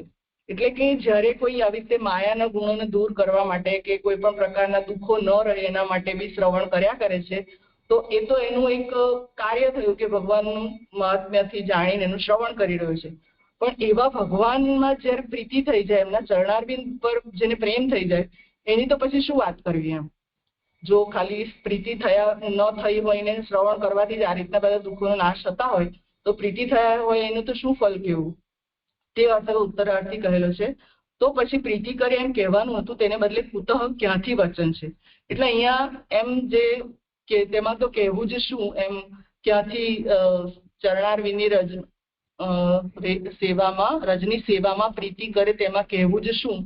તો એના માટે આગળ કહે છે કે તો પછી પ્રીતિ કરે એમ કહેવાનું, તો કે પ્રીતિ કરે ત્યારે એને આ થાય, તો એના બદલે ક્યાંથી આ પોસિબલ છે, એમાં કહેવું જ શું, એને એવું દુઃખનું કેમ કહી રહ્યા છે એને આગળ સમજાવે છે. તેથી એમ જણાવ્યું છે કે પ્રીતિ પ્રાપ્ત કરાવનારા શ્રવણ કરવાની સ્થિતિમાં જ દુઃખોનો નાશ થયેલો હોવાથી પ્રીતિ તેમનો નાશ ક્યાંથી કરશે. એટલે અહીંયા જે ક્યાંથી વચન છે કુતઃ પુનઃ ચરણારવિંદ, એટલે કે તો પછી પોતે જ પ્રાપ્ત કરેલી તેમના ચરણારવિંદની સેવામાં પ્રીતિ કેવી, અહીંયા ગુજરાતીમાં એવું નથી લખ્યું પણ કુતઃથી એ ક્યાંથી કરશે એમ. તો પ્રીતિ કેવી રીતે એનો નાશ કરી શકશે એવો જયારે કહેવામાં આવે તો એનું કારણ શું કહી રહ્યા છે કે જ્યારે એને પ્રેમ પ્રાપ્ત થાય છે તો એવી પ્રીતિ પ્રાપ્ત કરવા જ્યારે એને શ્રવણ કર્યા પછી એ પ્રેમ પ્રાપ્ત થયો છે, તો એ શ્રવણ કરવાની સ્થિતિમાં તો દુઃખોનો તો નાશ થઈ જ ગયો. પછી હવે ભગવાનનો પ્રેમ થયા પછી એને કોઈ દુઃખોનો નાશ કરવાનું પ્રયોજન નથી રહેતું. એટલે એમ કહ્યા છે કે પ્રીતિ પછી દુઃખોનો નાશ ક્યાંથી કરશે, એટલે કે ભગવાનના પ્રેમમાં પછી એ દુઃખોનો નાશ કરવાનું કોઈ પ્રયોજન બાકી નથી રહી જતું, કારણ કે એ શ્રવણ કરવામાં દુઃખોનો નાશ થઈ ગયો છે. એ સંદર્ભમાં અહીંયા કુતઃ શબ્દ યોજેલો છે. ચરણારવિંદ શબ્દથી એમ જણાવ્યું છે કે આ ઉપાય ભક્તિ માર્ગ પ્રમાણેનો છે. એટલે ભક્તિ માર્ગમાં પ્રભુની ચરણ સેવા, પ્રભુના ચરણનું ધ્યાન વગેરે પ્રભુના ચરણારવિંદની જ્યાં વાત આવે છે દાસત્વની, ત્યાં ભક્તિ માર્ગ કહેલો છે. તો એ ચરણારવિંદ શબ્દથી ભગવાનની ભક્તિ પ્રમાણેનો માર્ગ કહેલો છે. ઉપર જણાવેલ ચરણારવિંદના રજગણો ગંગામાં અને ભગવદીય શરીરમાં હોય છે, તેથી ત્યાં તેમની સેવા કરવામાં પ્રીતિ રાખવી. એટલે કે જે આ ચરણારવિંદ છે એમની પ્રીતિ, તો એ પ્રીતિમાં પ્રીતિ પણ કેવી રીતે બતાવી છે, તો ચરણારવિંદના રજગણ, તો એ રજગણો મૂળમાં ત્યાં પરાગ લખ્યું છે કે જે ફૂલમાં પરાગ હોય, તો એ ભગવાનમાં ચરણારવિંદમાં એ પરાગ છે. એટલે ચરણારવિંદની જે પરાગ છે તે ક્યાં પ્રાપ્ત થાય, કે પ્રભુ તો સાક્ષાત ન હોય તો એ પરાગ ક્યાં પ્રાપ્ત થાય છે, તો એ ચરણારવિંદના રજગણો આપણને ગંગામાં પ્રાપ્ત થાય છે અને ભગવદીય શરીરમાં પ્રાપ્ત થાય, કે ભગવદીય પ્રભુના સ્પર્શથી રહેલો હોય છે. એટલે ભગવદીયનું ચરણારવિંદનો સ્પર્શ કરવાથી કે એમના સાથે કૃપા પ્રાપ્ત કરવાથી એ ભગવાનના ચરણારવિંદ ની રજ પણ આપણને પ્રાપ્ત થાય છે. તેથી ત્યાં તેમની સેવા કરવા માટે, ત્યાં તેમની એટલે કે ભગવદીઓની અને ગંગાની સેવા કરવામાં પ્રીતિ રાખવી, અથવા મથુરા વગેરેમાં રહેલ ભગવાનના ચરણારવિંદની રજની જ સેવા કરવી. એટલે અહીંયા મથુરામાં જે ભગવાનના ચરણારવિંદની રજ છે કે જે ફૂલની પરાગ છે એ પરાગની સેવા કરવી. તો ચરણની સેવા એ રસરૂપ છે, તો અહીંયા રસરૂપ ત્યાં મકરંદ શબ્દ સમજાવ્યો છે કે જો ફૂલનો પરાગ છે એની જે સુગંધ ફેલાયેલી હોય છે, તો એ સુગંધ જે છે તે કેવી દેખાતી નથી, એ રસરૂપતા છે એની. તો એવી ભગવાનની સેવા, ચરણની સેવા જે છે તેવી એવી રસરૂપ છે. અને ભજનાનંદ પોતે પુરુષાર્થ રૂપ છે. તો આ જે ભક્તિ કરવામાં પણ પોતે એ પુરુષાર્થ રૂપ જ પ્રાપ્ત કરે છે. ભજના એનો આનંદ જ ત્યાં એને પ્રાપ્ત થતો હોય છે સેવામાં. તેના સંબંધ વાળી સેવા અને તેવી સેવા કરવામાં રતિ એટલે કે પ્રીતિ તે પણ પોતે જ પ્રાપ્ત કરેલી. હવે આ જે સેવા કરવાની કહી છે તે સેવા પોતે જ જયારે પ્રાપ્ત કરેલી છે અંતઃકરણની, આગળ કહે છે અકસ્માત પ્રાપ્ત થયેલી અથવા અંતઃકરણમાં પ્રાપ્ત થયેલી. એટલે કે પોતે જયારે અંતઃકરણમાં એને સ્વતઃ પ્રાપ્ત થાય છે આવી પ્રીતિ ભગવદીઓની સેવા કરવાની વગેરે, તો એવી જે પ્રીતિ છે તેવી પ્રીતિની અહીંયા વાત કરી રહ્યા છે કે એવી પ્રીતિ ચરણારવિંદના રજની સેવામાં એવી પ્રીતિ છે તે દુઃખની એ ક્યાંથી દુઃખ દૂર કરશે. તો એ આવી પ્રીતિની વાત કરી રહ્યા છે કે એને કાર્ય કરવાનું જરૂર ક્યારે નથી રહી જતું કે એ પ્રીતિ જયારે એને અકસ્માત પ્રાપ્ત થયેલી છે ને એને અંતઃકરણમાં પોતે સ્વયં સ્ફુરેલી છે એવી પ્રીતિ, કોઈના કહેવાથી નહીં. સ્વતઃ પુરુષાર્થ રૂપ સેવામાં સ્વભાવથી જે પ્રીતિ હોય તે બધાએ દુઃખનો નાશ કરે છે. એટલે કોઈકના કહેવાથી નહીં પણ પોતાના સ્વયં સ્વભાવગત જયારે, એટલે આપણે એમ કહીએ કે પ્રેમ લક્ષણ ભક્તિની વાત કહીએ તે રીતનું મને સમજાય છે અહીંયા કે સ્વભાવગત જયારે એનામાં એ પ્રીતિ હોય તે બધાએ દુઃખનો નાશ કરે છે એવો અર્થ છે. એ રીતે કર્મમાર્ગ પ્રમાણે, જ્ઞાન માર્ગ પ્રમાણે અને ભક્તિ માર્ગ પ્રમાણે 3 સાધનો જણાવ્યા. એટલે કર્મમાર્ગ પ્રમાણે જે નિવૃત્તિનો ધર્મ કર્યો, નિવૃત્તિના ગુણો કરવાના કયા કે જેનાથી સર્વનો ત્યાગ કરવો, ત્યાગ કરીને સ્વીકારવું, એકલા રહેવું વગેરે. અને જ્ઞાનમાં ઇન્દ્રિય નિગ્રહ અને ભક્તિ માર્ગ પ્રમાણે ભગવાનના ગુણોનું શ્રવણ, અને એ શ્રવણ કરવાથી બધા દુઃખોનો નાશ થઈ જશે. અને ભગવાનમાં પછી પ્રેમ પ્રાપ્ત થાય છે ત્યારે તો એ બધા દુઃખનો નાશ કરવાની જરૂર નથી અને એટલે સ્વાભાવિક જ બધા દુઃખનો એ નાશ કરે જ છે. બધા દુઃખનો, ત્યાં પછી આધિદૈવિક દુઃખોનો પણ નાશ આપણે લઈ શકીએ કે આધિભૌતિક, આધ્યાત્મિક, આધિદૈવિક બધા જ દુઃખનો એનો નાશ થઈ જાય છે. અને એનું ભાગવતાર્થ વાંચેલો છે 24મા પેજ પર. માયા દૂર કરવાનો ઉપાય. આ સંકટ ભક્તિ માર્ગથી અને જ્ઞાન માર્ગથી એમ 2 માર્ગથી દૂર થાય તેવું છે. તે પૈકી ભક્તિ માર્ગથી તે ધીરે ધીરે નાશ પામે તેવું છે એવો મૈત્રેયનો અભિપ્રાય છે. સંપૂર્ણ સંકટનો નાશ તો ભગવાનનો સાક્ષાત્કાર થાય ત્યારે થાય છે. એટલે અહીંયા જે ભગવાનનું શ્રવણ ધીરે ધીરે નાશ પામે તેવું કહ્યું છે તેનો મતલબ મને એમ સમજાવ્યો કે શ્રવણ જ્યાં સુધી દુઃખોનો દૂર ના થાય ત્યાં સુધી શ્રવણ કર્યા જ કરવું, એવી રીતે ધીરે ધીરે નાશ પામે છે એવું કીધું. પછી આગળ જે ચરણારવિંદની પ્રીતિની વાત કરીને એમની સેવાની વાત કરી, ભગવદીઓની સેવાની, ત્યારે એવો જે થાય છે ત્યાં એમ કહ્યું કે પછી સ્વતઃ બધા દુઃખોનો નાશ થઈ જાય છે. એ સંદર્ભમાં અહીંયા કહી રહ્યા છે કે ભક્તિ માર્ગથી ધીરે ધીરે નાશ પામે છે પણ સંપૂર્ણ સંકટનો નાશ તો ભગવાનનો સાક્ષાત્કાર થાય ત્યારે થાય છે. ત્યાર પછી સ્વપ્ન થતું નથી. જાગતા હોઈએ ત્યારે પણ દેહમાં આત્મા છે એવી બુદ્ધિ થતી નથી, પરંતુ ગાઢ નિદ્રામાં થાય છે તેમ સદા બ્રહ્મના આનંદનો અનુભવ થાય છે. એટલે જયારે હમણાં વાત થઈ હતી કે ગાઢ નિદ્રા જયારે હોય ત્યારે આપણે બ્રહ્મના આનંદનો અનુભવ કરતા હોઈએ છીએ તે રીતે પછી જાગૃત અવસ્થામાં પણ આપણને એવો જ અનુભવ થાય છે. ભક્તિ માર્ગ પ્રમાણે મુક્તિ થાય છે એમ પણ કહેવું જોઈએ. તેથી શ્લોક 13માં જયારે મુરારીના કીર્તન કરવામાં આવતા ગુણોનું શ્રવણ જ સર્વ દુઃખોનો નાશ કરે છે, તો પછી તેમના ચરણ કમલી રજની સેવામાં પ્રીતિ તેમ કરી તેમાં કહેવું જ શું એમ કૈમુતિક ન્યાયથી મૈત્રી તેમ જણાવે છે. આ વિષયનું દ્રષ્ટાંત સહેલાઈથી મળે છે કારણ કે ભગવાનના ગુણોનું કીર્તન કરવાથી સર્વને પરમાનંદનો અનુભવ થાય છે. આ ગુણો શ્રવણ કરવાનું સાધન સહેલાઈથી પ્રાપ્ત થાય છે કારણ કે સર્વ સ્થળે સત્પુરુષો સદા ભગવાનના ગુણોનું કીર્તન કરતા હોય છે. વળી આ ગુણોના કીર્તનનું શ્રવણ અમુક દેશમાં તથા અમુક સમયે જ કરવું જોઈએ એવો કોઈ નિયમ ન હોવાથી તેમાં દેશકાલ વગેરેની દરકાર રાખવાની નથી. એમ છે ત્યારે સર્વનું માયાના પરિણામનું સંકટ કેમ નાશ પામતું નથી એવો પ્રશ્ન થાય તો જાણવું કે યોગ્ય રીતે ભગવાનના ચરિત્રનું કીર્તન છૂપું થાય છે અને તેવી રીતે થતા ચરિત્રના કીર્તનના શ્રવણથી જ ભગવાનનો સાક્ષાત્કાર થાય છે. તેથી સાક્ષાત્કાર થવો દુર્લભ હોવાથી જ સર્વની મુક્તિ થતી નથી. તેથી જ ભક્તિ માર્ગ દુર્લભ છે. ભક્તિ માર્ગ દુર્લભ હોવાથી જ જ્ઞાન માર્ગ કહેલો છે.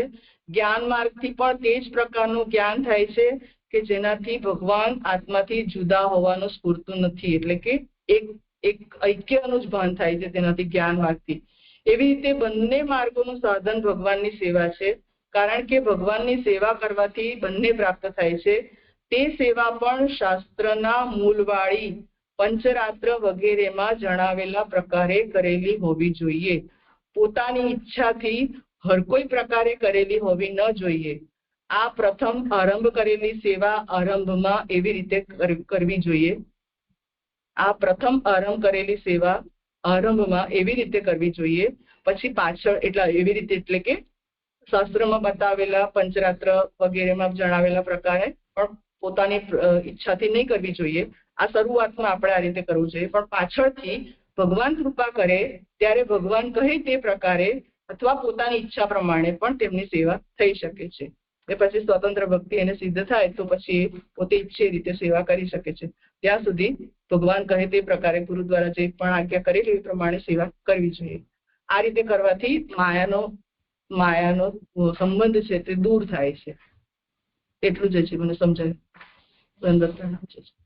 દંડવત પ્રણામ. પ્રીતિબેન, આપણે કહ્યું ચરણારવિંદની સેવા, તો આપણે સાંગોપાંગ સ્વરૂપ ઠાકોરજીની સેવા કરીએ છીએ, સ્નાન શિંગારું, તો ચરણારવિંદની સેવા અલગથી એ કેવી રીતના સમજવાનું? ચરણારવિંદની સેવા દૈન્યથી આ વાત સેવામાં છે. સેવા તો સર્વાંગ સંપૂર્ણ ભગવાનની થાય, પણ એવું કહેતા અનધિકાર ચેષ્ટા થાય તો ચરણારવિંદની સેવા.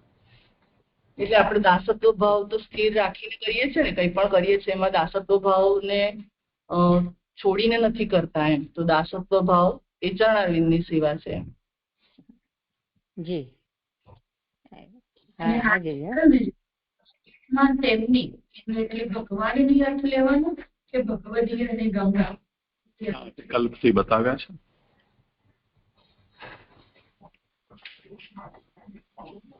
એટલે અથવા કરીને જે લીધું છે એ ભગવાન, અને અથવાની પહેલા એટલે કે તેથી ત્યાં તેમની સેવા કરવામાં પ્રીતિ રાખવી.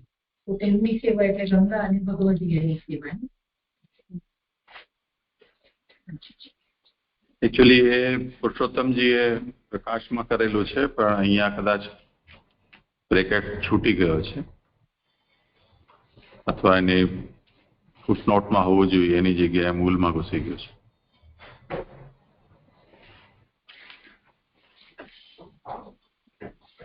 એવું જ છે ને? ક્યાં છે? 59 પેજ ઉપર પરથી ચોથી લીટી. હા, તેથી ત્યાં સેવા કરવામાં પ્રીતિ રાખવી. એટલે તત્ર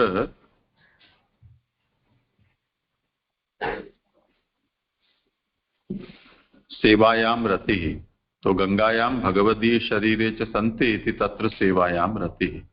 ગંગામાં અને ભગવદીના શરીરમાં એ પરાગ છે, તેથી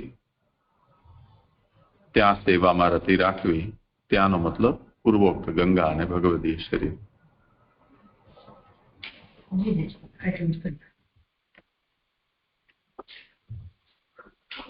સારું, સમય થયો છે.